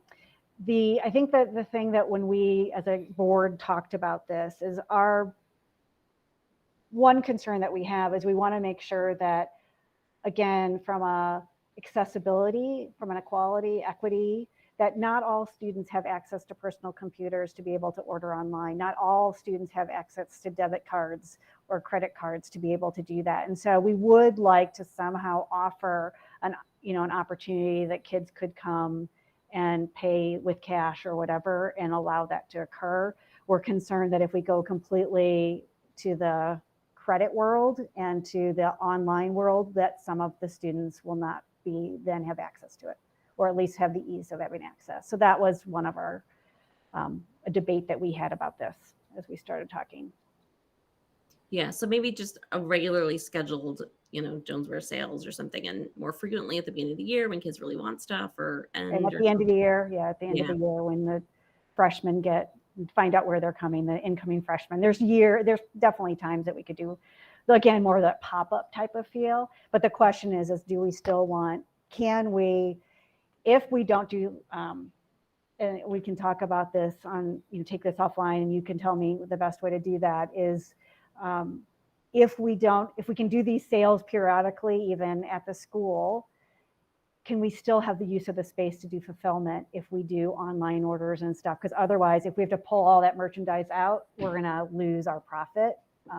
So we would like to figure out a loophole that we can make sure that we're still compliant. But yeah, I mean, I think it's this like the sales part that sort of matters for things, not so much like where inventory is sitting. Yeah. So I think that's probably not going to be a You could even make it where it's like X times a month. If you didn't want it to always be Thursday, you could even make it 10 times a month. That's not continuous. You could make, it's just something to, and I think this year, once this is done, this is the framework for the future years. Right. So this is the hard work. Right. Okay. So if we can get, again, so we're in compliance, if we could get approval or whatever we need to be able to sell at back to school night, I think that would be important for us, because we can start advertising that. We haven't been advertising because we wanted to have this conversation first. And with that, the understanding that we can obviously sell stuff with Jones' name on it. Otherwise, the sale won't be very big because all we have is Jones for Jonesware. And if we can have that, at least we can get that going. And then we can keep our inventory in the spot right now until we work out this, how do we make it a non-continuous feel? And then, if like the other offices we talked to are like, sure, that what the LSC relations said that can go. So just if we have to sign off from these other places, I think it would be fine. Okay. So how do we do this moving forward? Because your next board meeting's the 14th. Do we need to have it done by or do we want to set a deadline that we keep operating as is for a period of time until we get the understanding? What do you want to do? I mean, I think we can approve the back to school thing tonight, right? And then Sarah, you can talk about it at the budget meeting or something if that's the right place. I think we should do a motion answered by then. A motion that I think the motion should include use of a logo. I think that's a no-brainer, which is what the second row. I'm sorry, windows, and then the back to school night row. And that's the two that we should do tonight. And then do we want to talk about this category 4? Or do we want more time for that? I have some questions out on that as well. And so we can, we got pretty explicit description from the internal audit office that even basically anything saying like you're raising money for the Friends of or for Jones College Prep, even if it's offsite and no students are involved, that's something that the LSC should approve. So it seems like you guys got different answers from Henry. Definitely. So yeah, so I think that there needs to be some clarification there. And yeah, so that can be we'll get some stuff in writing from these other offices and see what they say. Okay. Yeah. But then Sarah, do you want to, if we don't have further questions from people, we could do the motion on the back to school night part. And I was also going to include the logo thing. The logo thing, because if they said, the Office of Local School Council Relations said that they should get this, I think that it wouldn't hurt to approve that. Are there any other questions?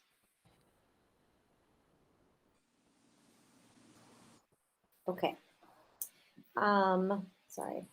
I make a motion to approve the use of Jones logo and name on Jonesware by the Friends of Jones, and the use of the school space for the back to school night on September 9th.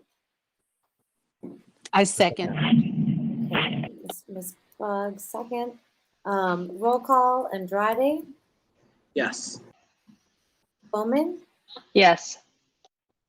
Press Buggs, Yes. Cresswell, Yes. Hilbrands, Yay. Land, Yes. Ma, yes, Martinsek, Yes. Menjivar, Yes. Powers,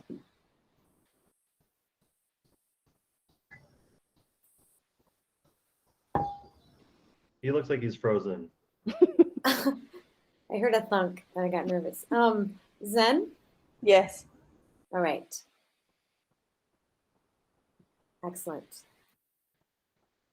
Great. Thank you so much, Michelle. You guys have done, it's really helpful to get all this information, and we really appreciate all the time you're putting into it. And I think it really, I did a presentation last month on fundraising and spending, and really all of it is to just further the goals of transparency. And the goal of transparency is so that we can actually further the goals of equity, and knowing where money is coming in and where it's going to is sort of just the really basic part of that. So we really appreciate it. I think we can take a little break now. We're probably more than past the halfway point, but let's reconvene at like 52. So I'm going to dial off for the night then, if that's okay. Yep. Okay. If anything Yes, comes you're up, done. if there's any other questions, just ping me. I'll be online working, so I'll be by my email. Great. Okay. Thanks so much. Bye-bye. Thanks, Michelle. Bye-bye. Thanks, Jackie. Okay, so I will see everyone at 7:52.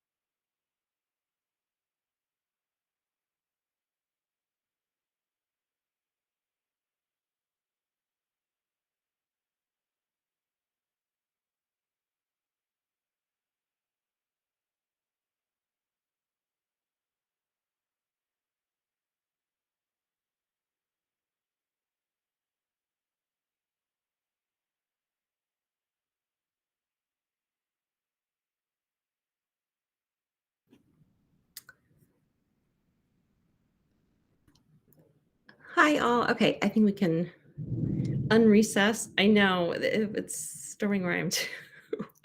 So let's hope for the best tech wise. Okay. So I'll call us back to order. It's 8:53. All right, let me do a roll call. Let me find here it is. It's 7:53 in this thing and wrong time zone. Okay, I'm seeing faces pop up. Everyone's got their snacks. And I'll do roll call. Andrade? Here. Bowman? Here. Bugs? Present. Thank you. Cresswell? Here. Hillbrands? Here. Land? Here. Ma is here. Martinsek? Here. Menjivar? Here. Powers? Here. And Zen? Here. Okay, we're all here. 11. All right. Oh.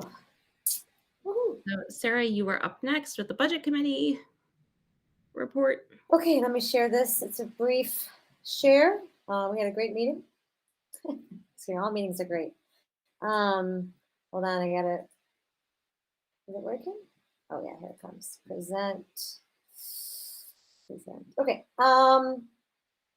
So at the time of the meeting, we met on last Monday, 3:15 or 9 a.m. I'm sorry, and Dr. Powers was submitting the draft of the Moving Forward Together plan to the chief.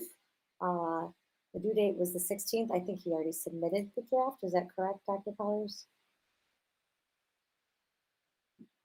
We've submitted the draft and Okay. we're in process now. Okay. So after further review of the MFT guidance, it looks like that third AP cannot be funded. But Dr. Powers is working with the budget team.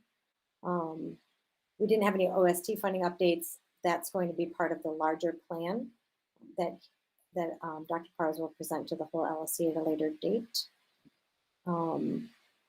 Our meetings will be on Mondays at 3:15 p.m. with one Tuesday exception in September.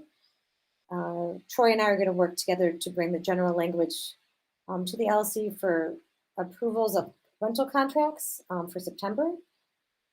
Contracts must be approved, but we want to mitigate delays for time-sensitive contracts. So we're thinking of a general approval and then updates on a monthly basis. The fees are translated and they're available on the website in both Spanish and in Mandarin. There is a missing FAQ document that Mr. Voigt and I had worked on. There's FAQs on the website, but it doesn't include all of the FAQs that we talked about. So I'm going to get with Mr. Voigt and Troy and see if we can add some of those. And the registration postcards were sent home. If you can't come August 18th and 19th, you can drop them off on December 3rd. And we talked about, more generally, doing a year-end review for fiscal year 21, so that when it comes to the approval of the budget fiscal year 22, when it comes to doing the next approval in the spring, we're ready. We'll have some historical data of how the year fiscal year 21 went, budgeted versus actuals, and then also an estimate for fiscal year 22, budgeted versus projected. That's it.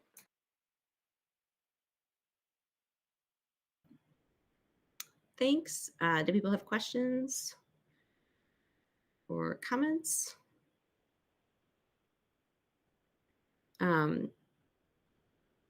If not, I'll put my question in.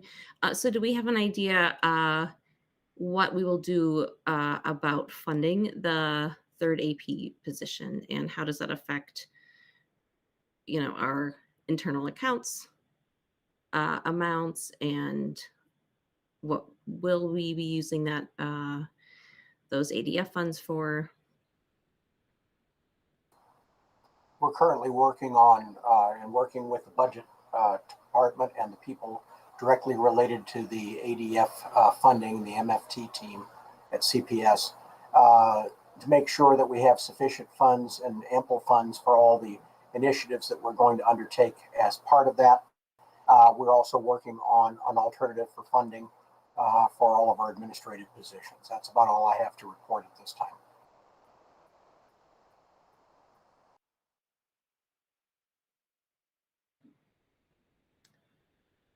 Anyone have additional questions on that?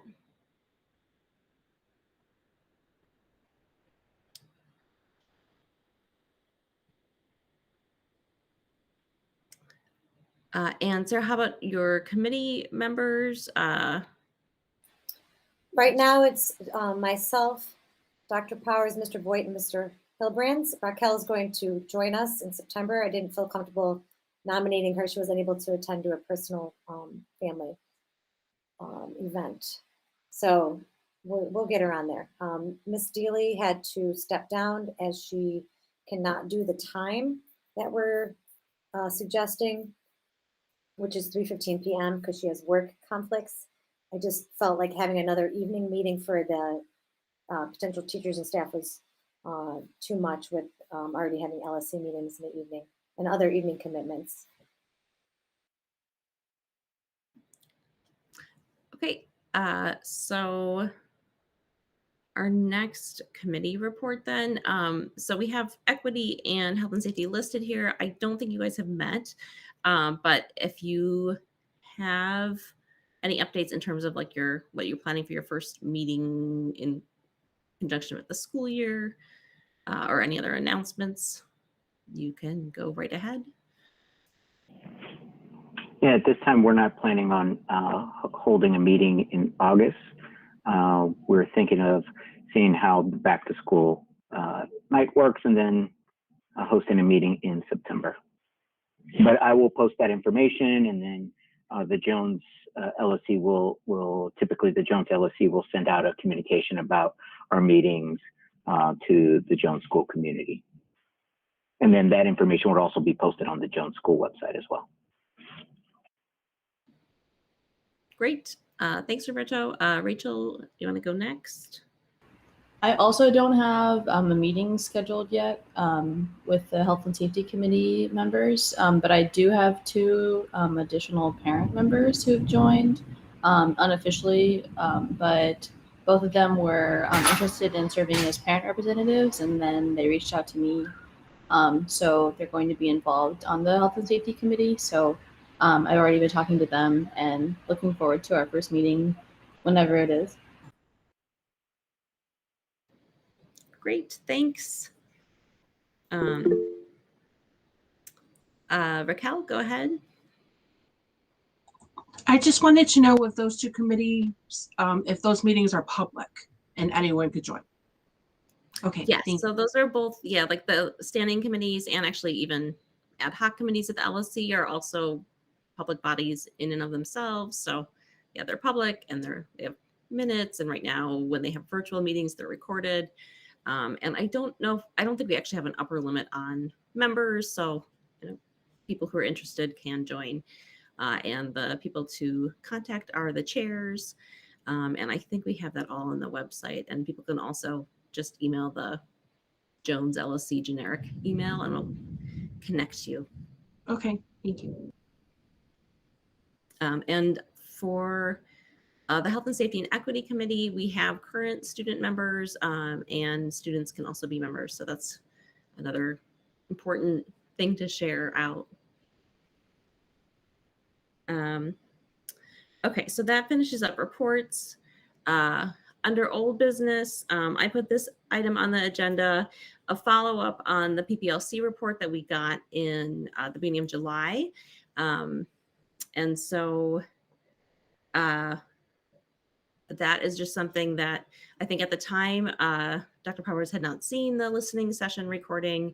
And I think the PPLC was hoping for feedback. And so I just wanted to see if, in the month that has transpired, if you've gotten to see the video, Dr. Powers, if there's been other developments in terms of, having discussions or further discussions. And is this something that will be part of the school audit that Davis Squared is doing? And so just any kind of general feedback on that and follow up, because I think it seemed like it was a very serious issue that the teachers brought. And I think they were, they wanted a bit more thoughtful response in terms of addressing what was brought up in that report. And we will be having a meeting on Thursday morning, PPLC and the leadership team. And we'll be addressing some of these things at that time.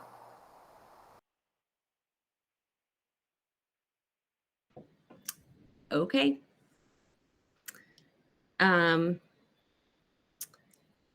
The next thing I put on here, this is more for a placeholder. So I have 6B, facility capital renovation planning. So we got the report as part of the principal report that the check requisition that was on the agenda last month for the auditorium stage, that project's on hold and it might be part of a bigger project. So I think just in terms of going forward, it'll be helpful to know how that facility planning is functioning, and if a bigger project involving the auditorium, what the developments are, what the opportunities from CPS are to fund capital renovation, and essentially we should kind of have this as a standing. We don't have a standing committee on facilities, but I think having it as an agenda item, we can make sure that we're getting an update each month with any developments, so that we are then prepared to do things like vote on check requisitions going forward. And also it gives us a better idea. I mean, these should really be tied into the school improvement plan. And, if we're devoting money into, whether it's for supporting funding in terms of rentals or whether it's for a particular activity program like the orchestra program, that should actually sort of fold into the school improvement plan. Sarah, do you want to go ahead? I was just going to say that I could add facilities to the budget committee. In my previous school, we had a facilities plan. So just basically infrastructure projects that we knew would be coming up. And then, this could be a spreadsheet, what you can get downtown funding from, what you're going to need to fundraise for. It's just kind of a strategic plan around facilities. So I think we could work with Dr. Pars and I could work together, the budget committee, to do something like that. That would be great if you guys can take that on and add it to your list of things to keep us updated. Yes, any other questions or comments on that? The next item under new business is essentially along those same lines. The one-to-one tech program. This is a big new initiative for this school. It hasn't been one-to-one other than during the pandemic. And so Dr. Powers gave us an update on in terms of machine availability for students. But I think generally knowing how this is going, it really ties into curriculum as well as budgetary issues. And so it's something that I think we should really be keeping tabs on as an LSC, not just for budgetary things, but also for pedagogical things. And so, if there's any other additional information besides just the numbers of machines available, I think we'd love to hear about it. We don't necessarily have to hear that this month, but I think going forward, that'd be helpful. In terms of just sort of like tracking the budgetary stuff, I think the budget committee is sort of doing that as well. And I don't know if you, as a committee, now have sort of a tech plan going that you're keeping track of, Sarah, or if that's something that. No, I mean, I think we'd need to work with Joanne for a more robust tech plan. It was very, what she submitted was great. It was a great start, but I think we need to make it a living document and to ensure that it gets updated regularly and that it actually is maybe a little bit more substantial as far as long-term strategic planning, especially again, I'll go back to always revenue sources I mean, now we have the tech fee, but just documenting that and getting it in a spot so that it's easy for our people who follow us to keep it going.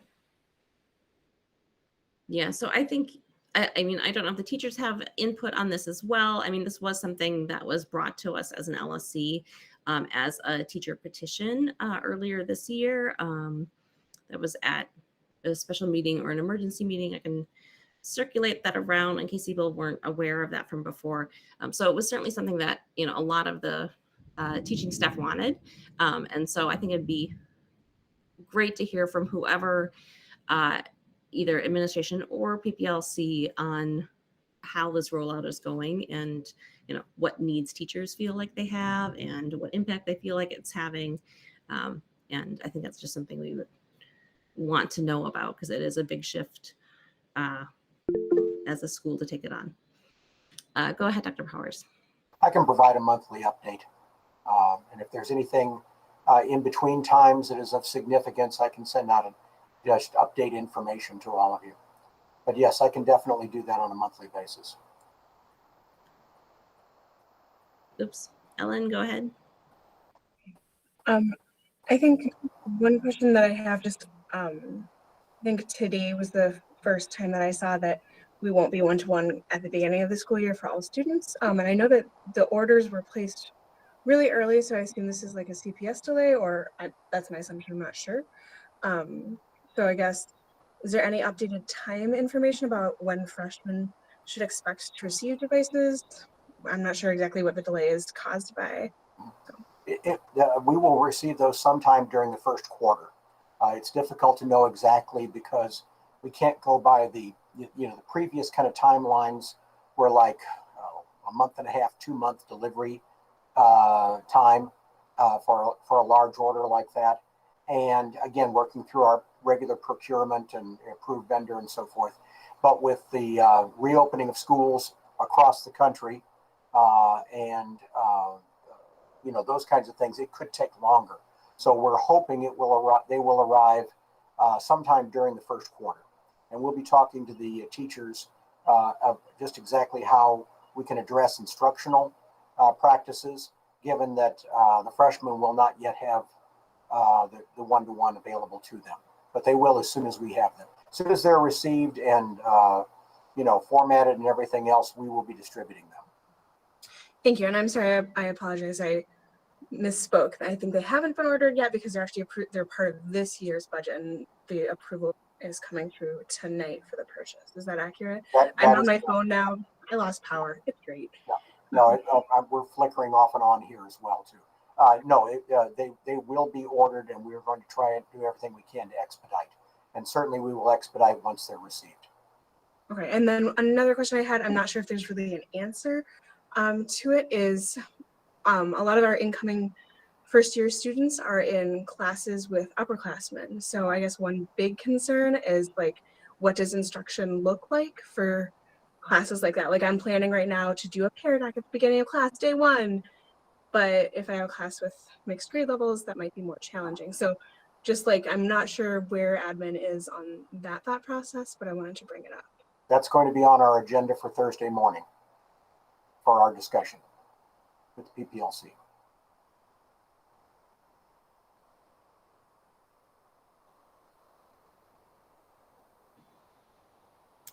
Okay. That's basically 7A. 7B, the continuous improvement work plan. That's what CIWP stands for if you're following along from home.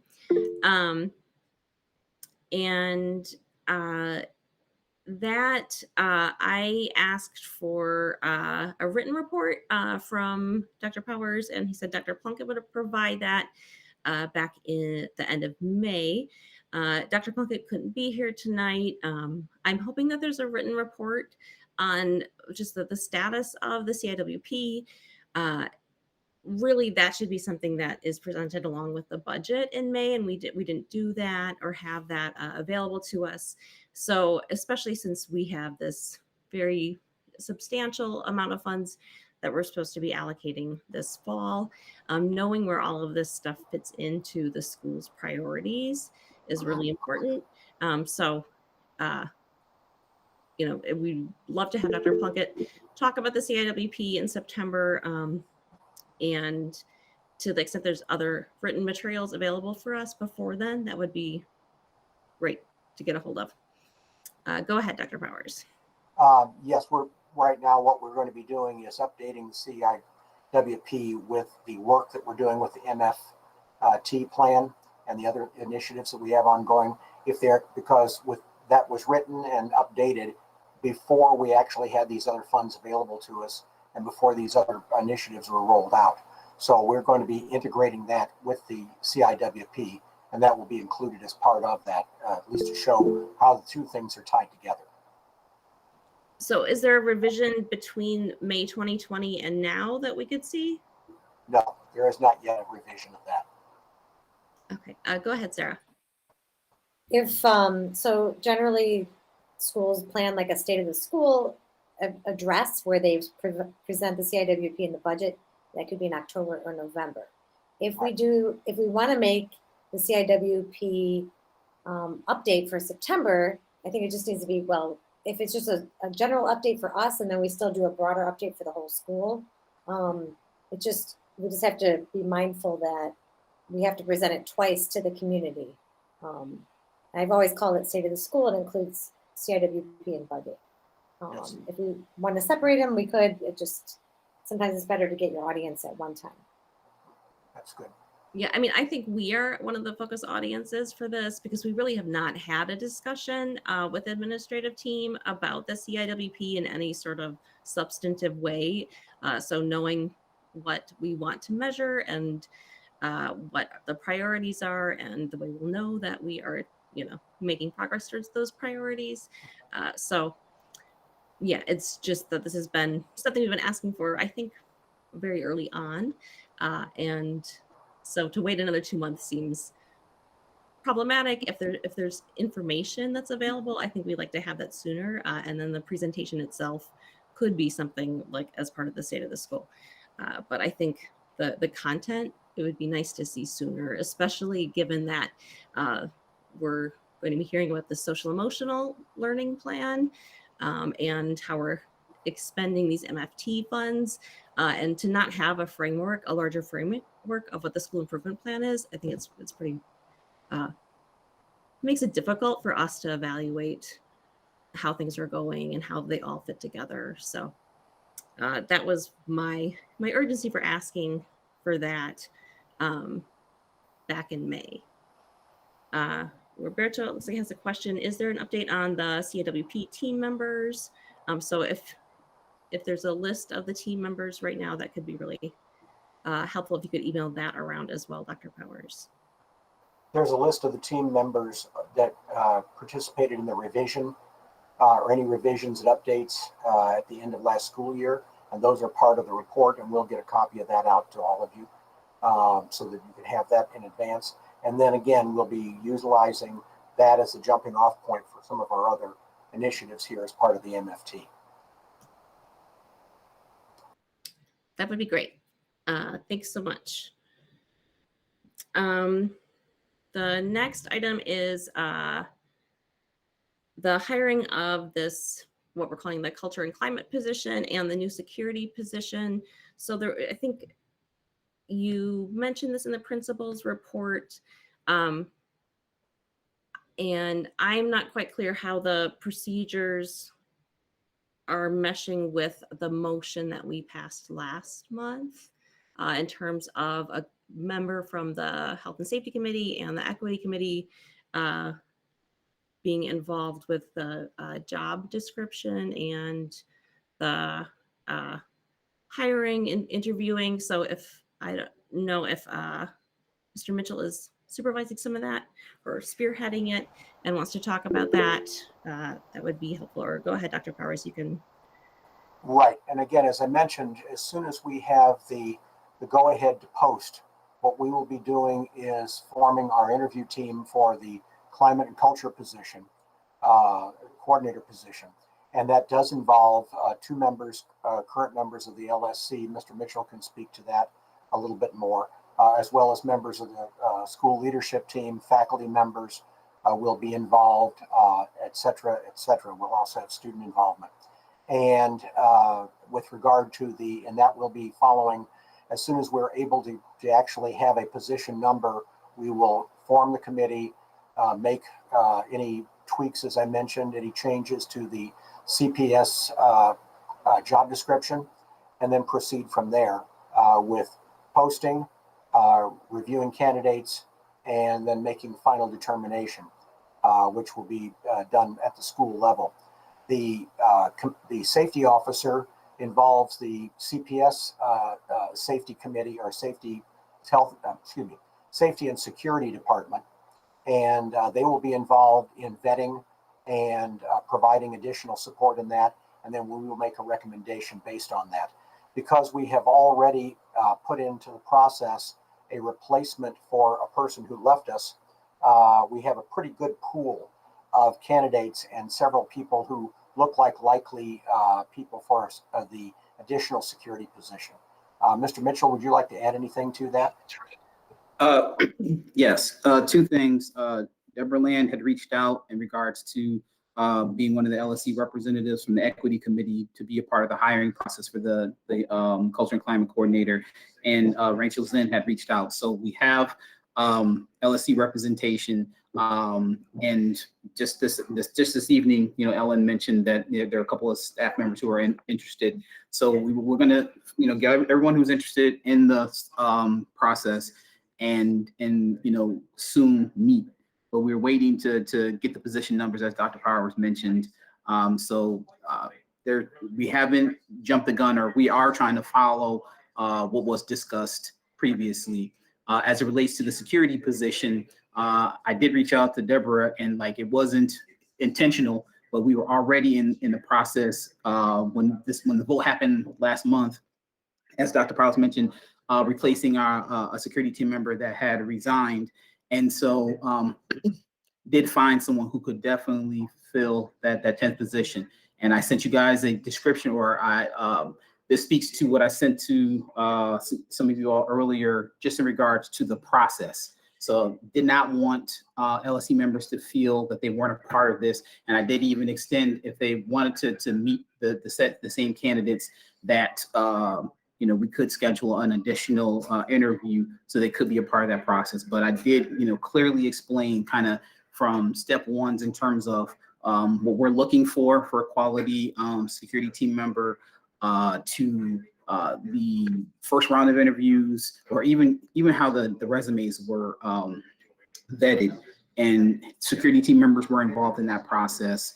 And not to get too far into the weeds, but there was a round one and a second round, and then we have a candidate in mind, and then we in turn give that recommendation to CPS, Safety Security Manager, who I'm not sure exactly what their process is, but that is the final step in that process. So we have done that with our replacement security team member, and in that process, we also did find someone who could definitely fill that role for the position that was approved through the whole school safety plan.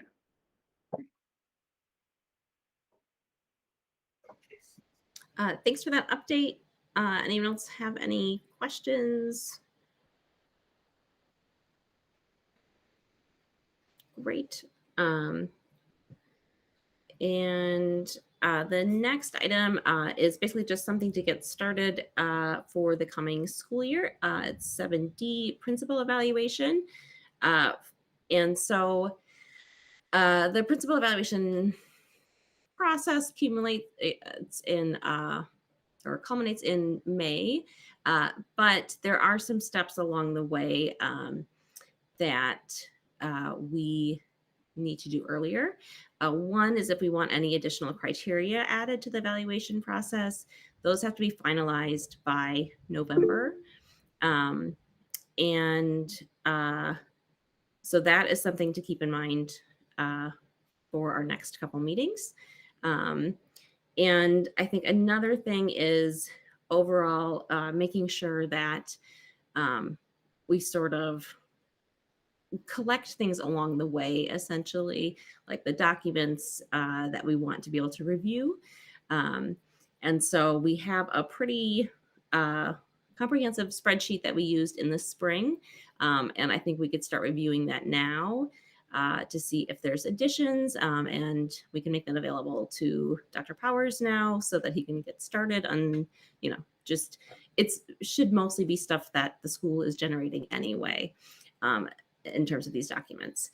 The other thing that I think we briefly talked about earlier this year, but didn't really follow up on, is really structuring principal reports so that they're more basically in line with the principal evaluation and the criteria that are used, which makes it easier to do a really, good systematic review from the course of the year. In the end.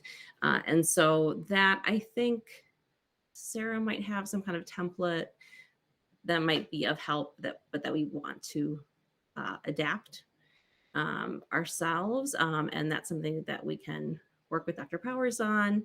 And so that is another thing I think that it would be good to basically put into place this year as we plan for May.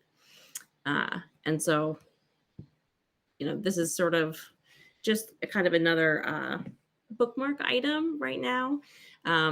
We could do an ad hoc or a standing committee for principal evaluation, or we can also just have, 3 people designated to sort of keep tabs on this and work on it, and not have a full-fledged committee. So I'm happy to take any of those suggestions. And if people have thoughts on it immediately, can speak up now. And if you have suggestions, you can also email me and we can do sort of a finalization of this at the September meeting. And that will give us essentially 8 weeks to figure out the additional criteria part of the principal evaluation. So, okay. Let me look in here. Raquel, did you have a question? I was just wondering if the LSC planned on surveying people, all stakeholders at school in regards to the principal evaluation, so you all can have more feedback if you don't have that much time, at the school and aren't very familiar with Dr. Powers. I know that other schools have done that in the past just for their own, better judgment.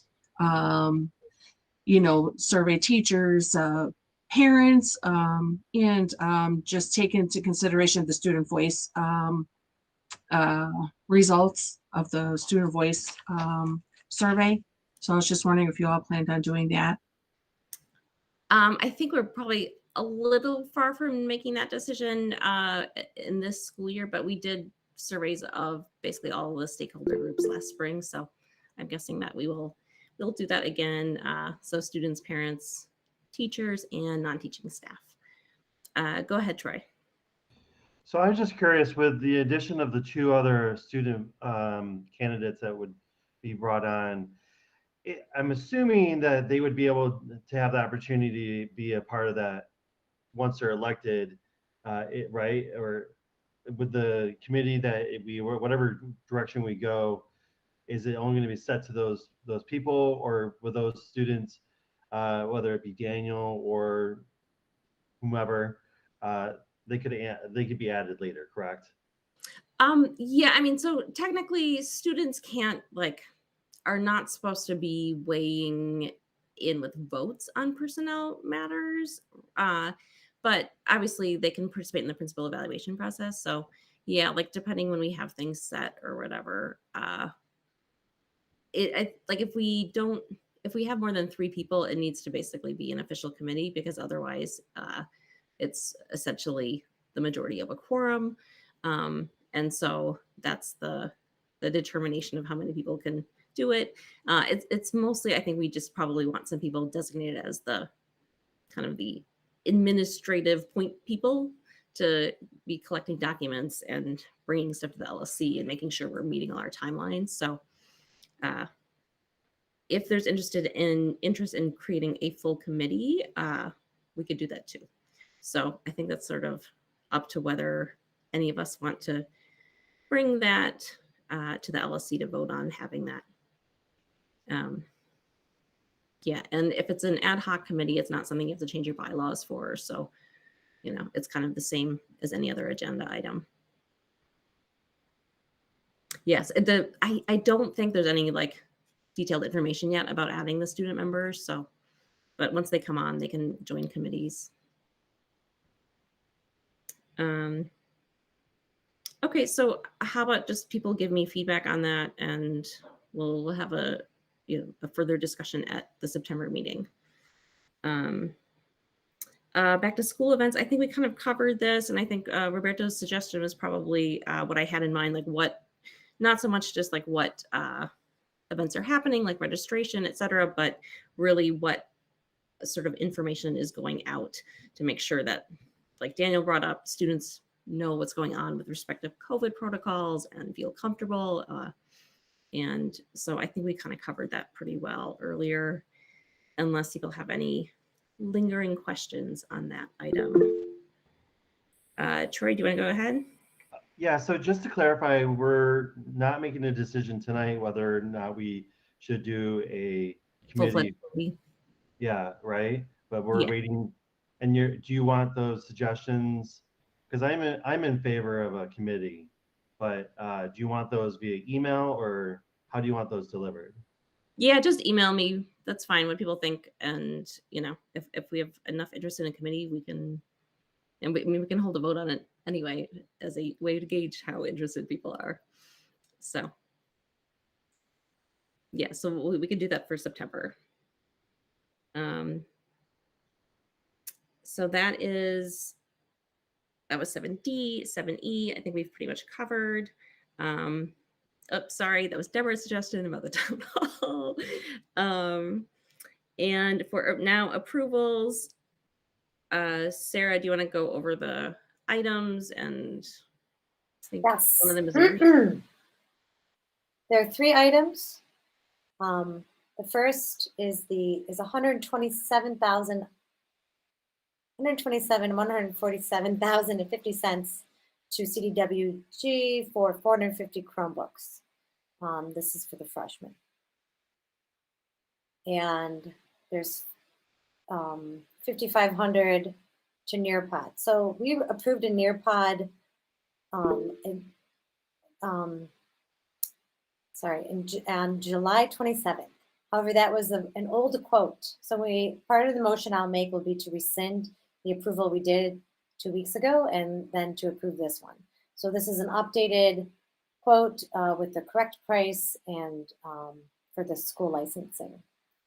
And there is a final invoice for $4,458.77 for the final yearbook invoice. Daniel. Yes, in the folder for the items above 2,500, I have 5 items in there.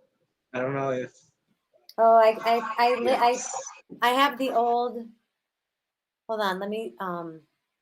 That's the old link. Hold on a second. It updates automatically, I think, whenever you put stuff in there.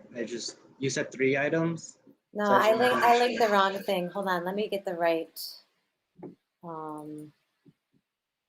It is only. Wait, did he put 2 more in there? Hold on. Yeah, there's a Pear Deck and the Illinois Science and Technology. Okay, give me a second. I just want to double check.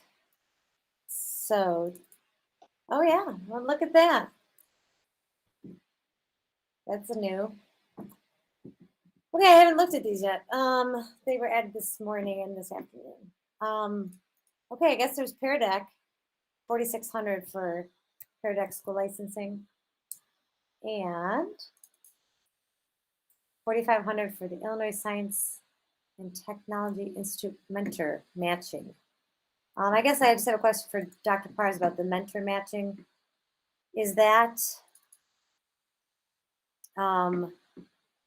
covered by a grant, or we pay through that through student fees, or is that separate line item on the budget?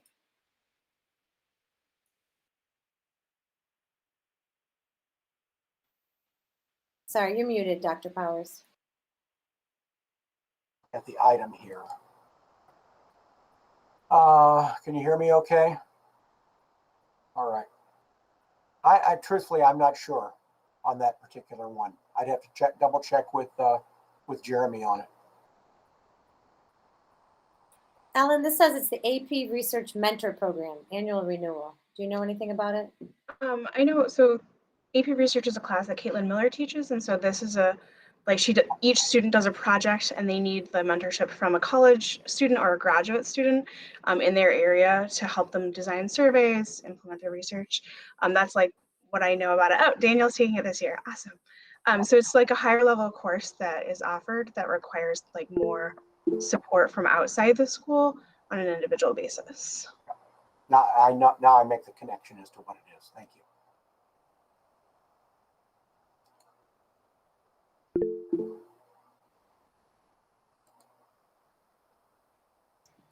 Go ahead, Rachel. Just really quickly, I'm familiar with Nearpod, but I'm not familiar with Pear Deck. Does anyone know? I'm just curious. I can answer that. They're similar systems, but we budgeted both, I think, in the original budget back in May. Both of them. They're just different, like interactive slide software that teachers can use. That was really helpful during virtual learning. The math department really likes the Pear Deck because there's a lot of like math features built in that students can like graph at home or graph on their computer or whatever. So that's what it is. If that answers your question. And it's approved SOPA, so I know that for a fact.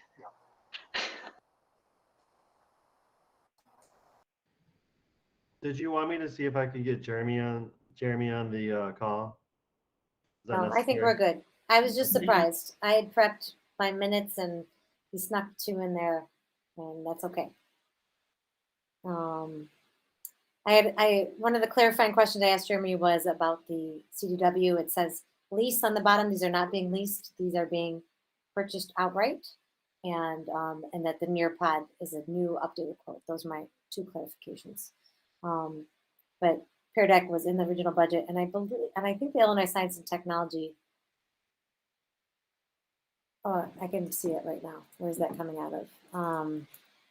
It's coming out of activity fees, which is really student fees now, and which is part of probably the fee for that AP class, honestly. Okay, so let me do my motions. I make a motion to rescind the check request to Nearpod from the July 27th special meeting and approve the following check requisitions. $147,050 to CDW for 450 Chromebooks, $5,500 to Nearpod for school licensing, $4,458.77 to Walsworth for the school yearbooks, $4,500 to Illinois Science and Tech to support the AP program, $4,600 to Pear Deck. I have a second. Second. Andrade. Yes. Bowman. Yes. Bugs. Yes. Cresswell. Yes. Hilbrands. Yay. Land. Yes. Ma, yes. Martinsek. Yes. Menjivar. Yes. Powers. Yes. Zen. Yes. Okay, those are approved with 11 out of 11. And we'll sign those over to Mr. Boyd. Daniel. I just had a question about the Nearpod and Pear Deck. I know that we just passed them, so it's cool. But I just, for Miss Bowman or Miss Martinsek, like, is this like a big shift towards using those like throughout the day, or is it for like supplemental like homework or just like some activities during school? Just because I don't like. We're going back, so I don't think a lot of students are going to be wanting to be looking at screens for a majority of the day. So yeah, just some clarification on that. I can answer based on the planning I've been doing so far this week. So I'm planning on incorporating Pear Deck as like a bell ringer type of activity. And the nice thing about Pear Deck from like a teaching standpoint is it includes links to things, like so a student can click through links in the slide deck as they're going through class. So like my students would look at their screen to do the bell ringer, then they'd be doing a lab activity, then they'd be doing other things, but then they could always pop back in to click on a link if they're like, oh my God, what's the rubric for this lab? it's linked there. So that's like how I personally am planning on using it, more as like an opener type of a thing, and then providing that access. But that's just me.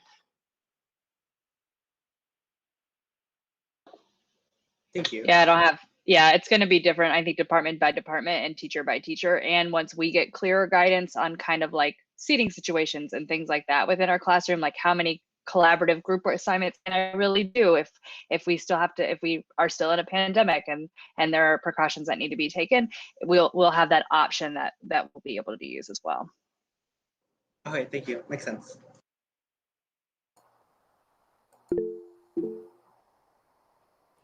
Go ahead, Dr. Powers. And just from a global perspective on this, we were forced by the pandemic and remote learning to really ramp up the use of technology in instruction. And now we have the opportunity to transition that into in-person learning while still using the things that we learned during that time period. There's some exciting tools that we were not using on a regular basis prior to remote learning.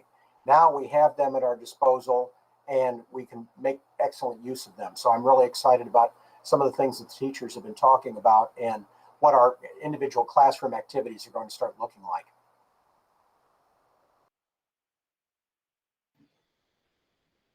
Thanks. Yeah, that was kind of what I was partly getting at with the tech plan discussion earlier, just like knowing how this will, like the one-to-one device shift and, you know, the shift from remote learning to using much more tech now, how that's going to, you know, affect the plans in the classroom. So I think people would love to hear more about that as it develops. Okay, so that is items over $2,500. Budget transfers, we don't have any this month. We may have some coming up with as we figure out the MFT plan and expenditures there. The fundraisers we covered earlier, and then facility usage. Sarah or Troy, I think you can speak to that. I think we covered it during the public comment. Great. Number 8, just a reminder for agenda items for the next meeting. It is not actually the chair's job to write the whole agenda, so please let me know if there's stuff that you want discussed. And if it's not something you need to vote, you have all the way until the meeting starts to put it on the agenda for a regular meeting. And then public participation. Did you have any final questions, Raquel? Great. No. And do we have anything left in the chat? I thought there was something, but okay. I think that is it. I don't think we have any last minute signers up of public participation. So we are good for this month. And so seeing no further business, I'll adjourn. Bye, everyone. Good night. Good night. Good night, everybody. Good night. Good night.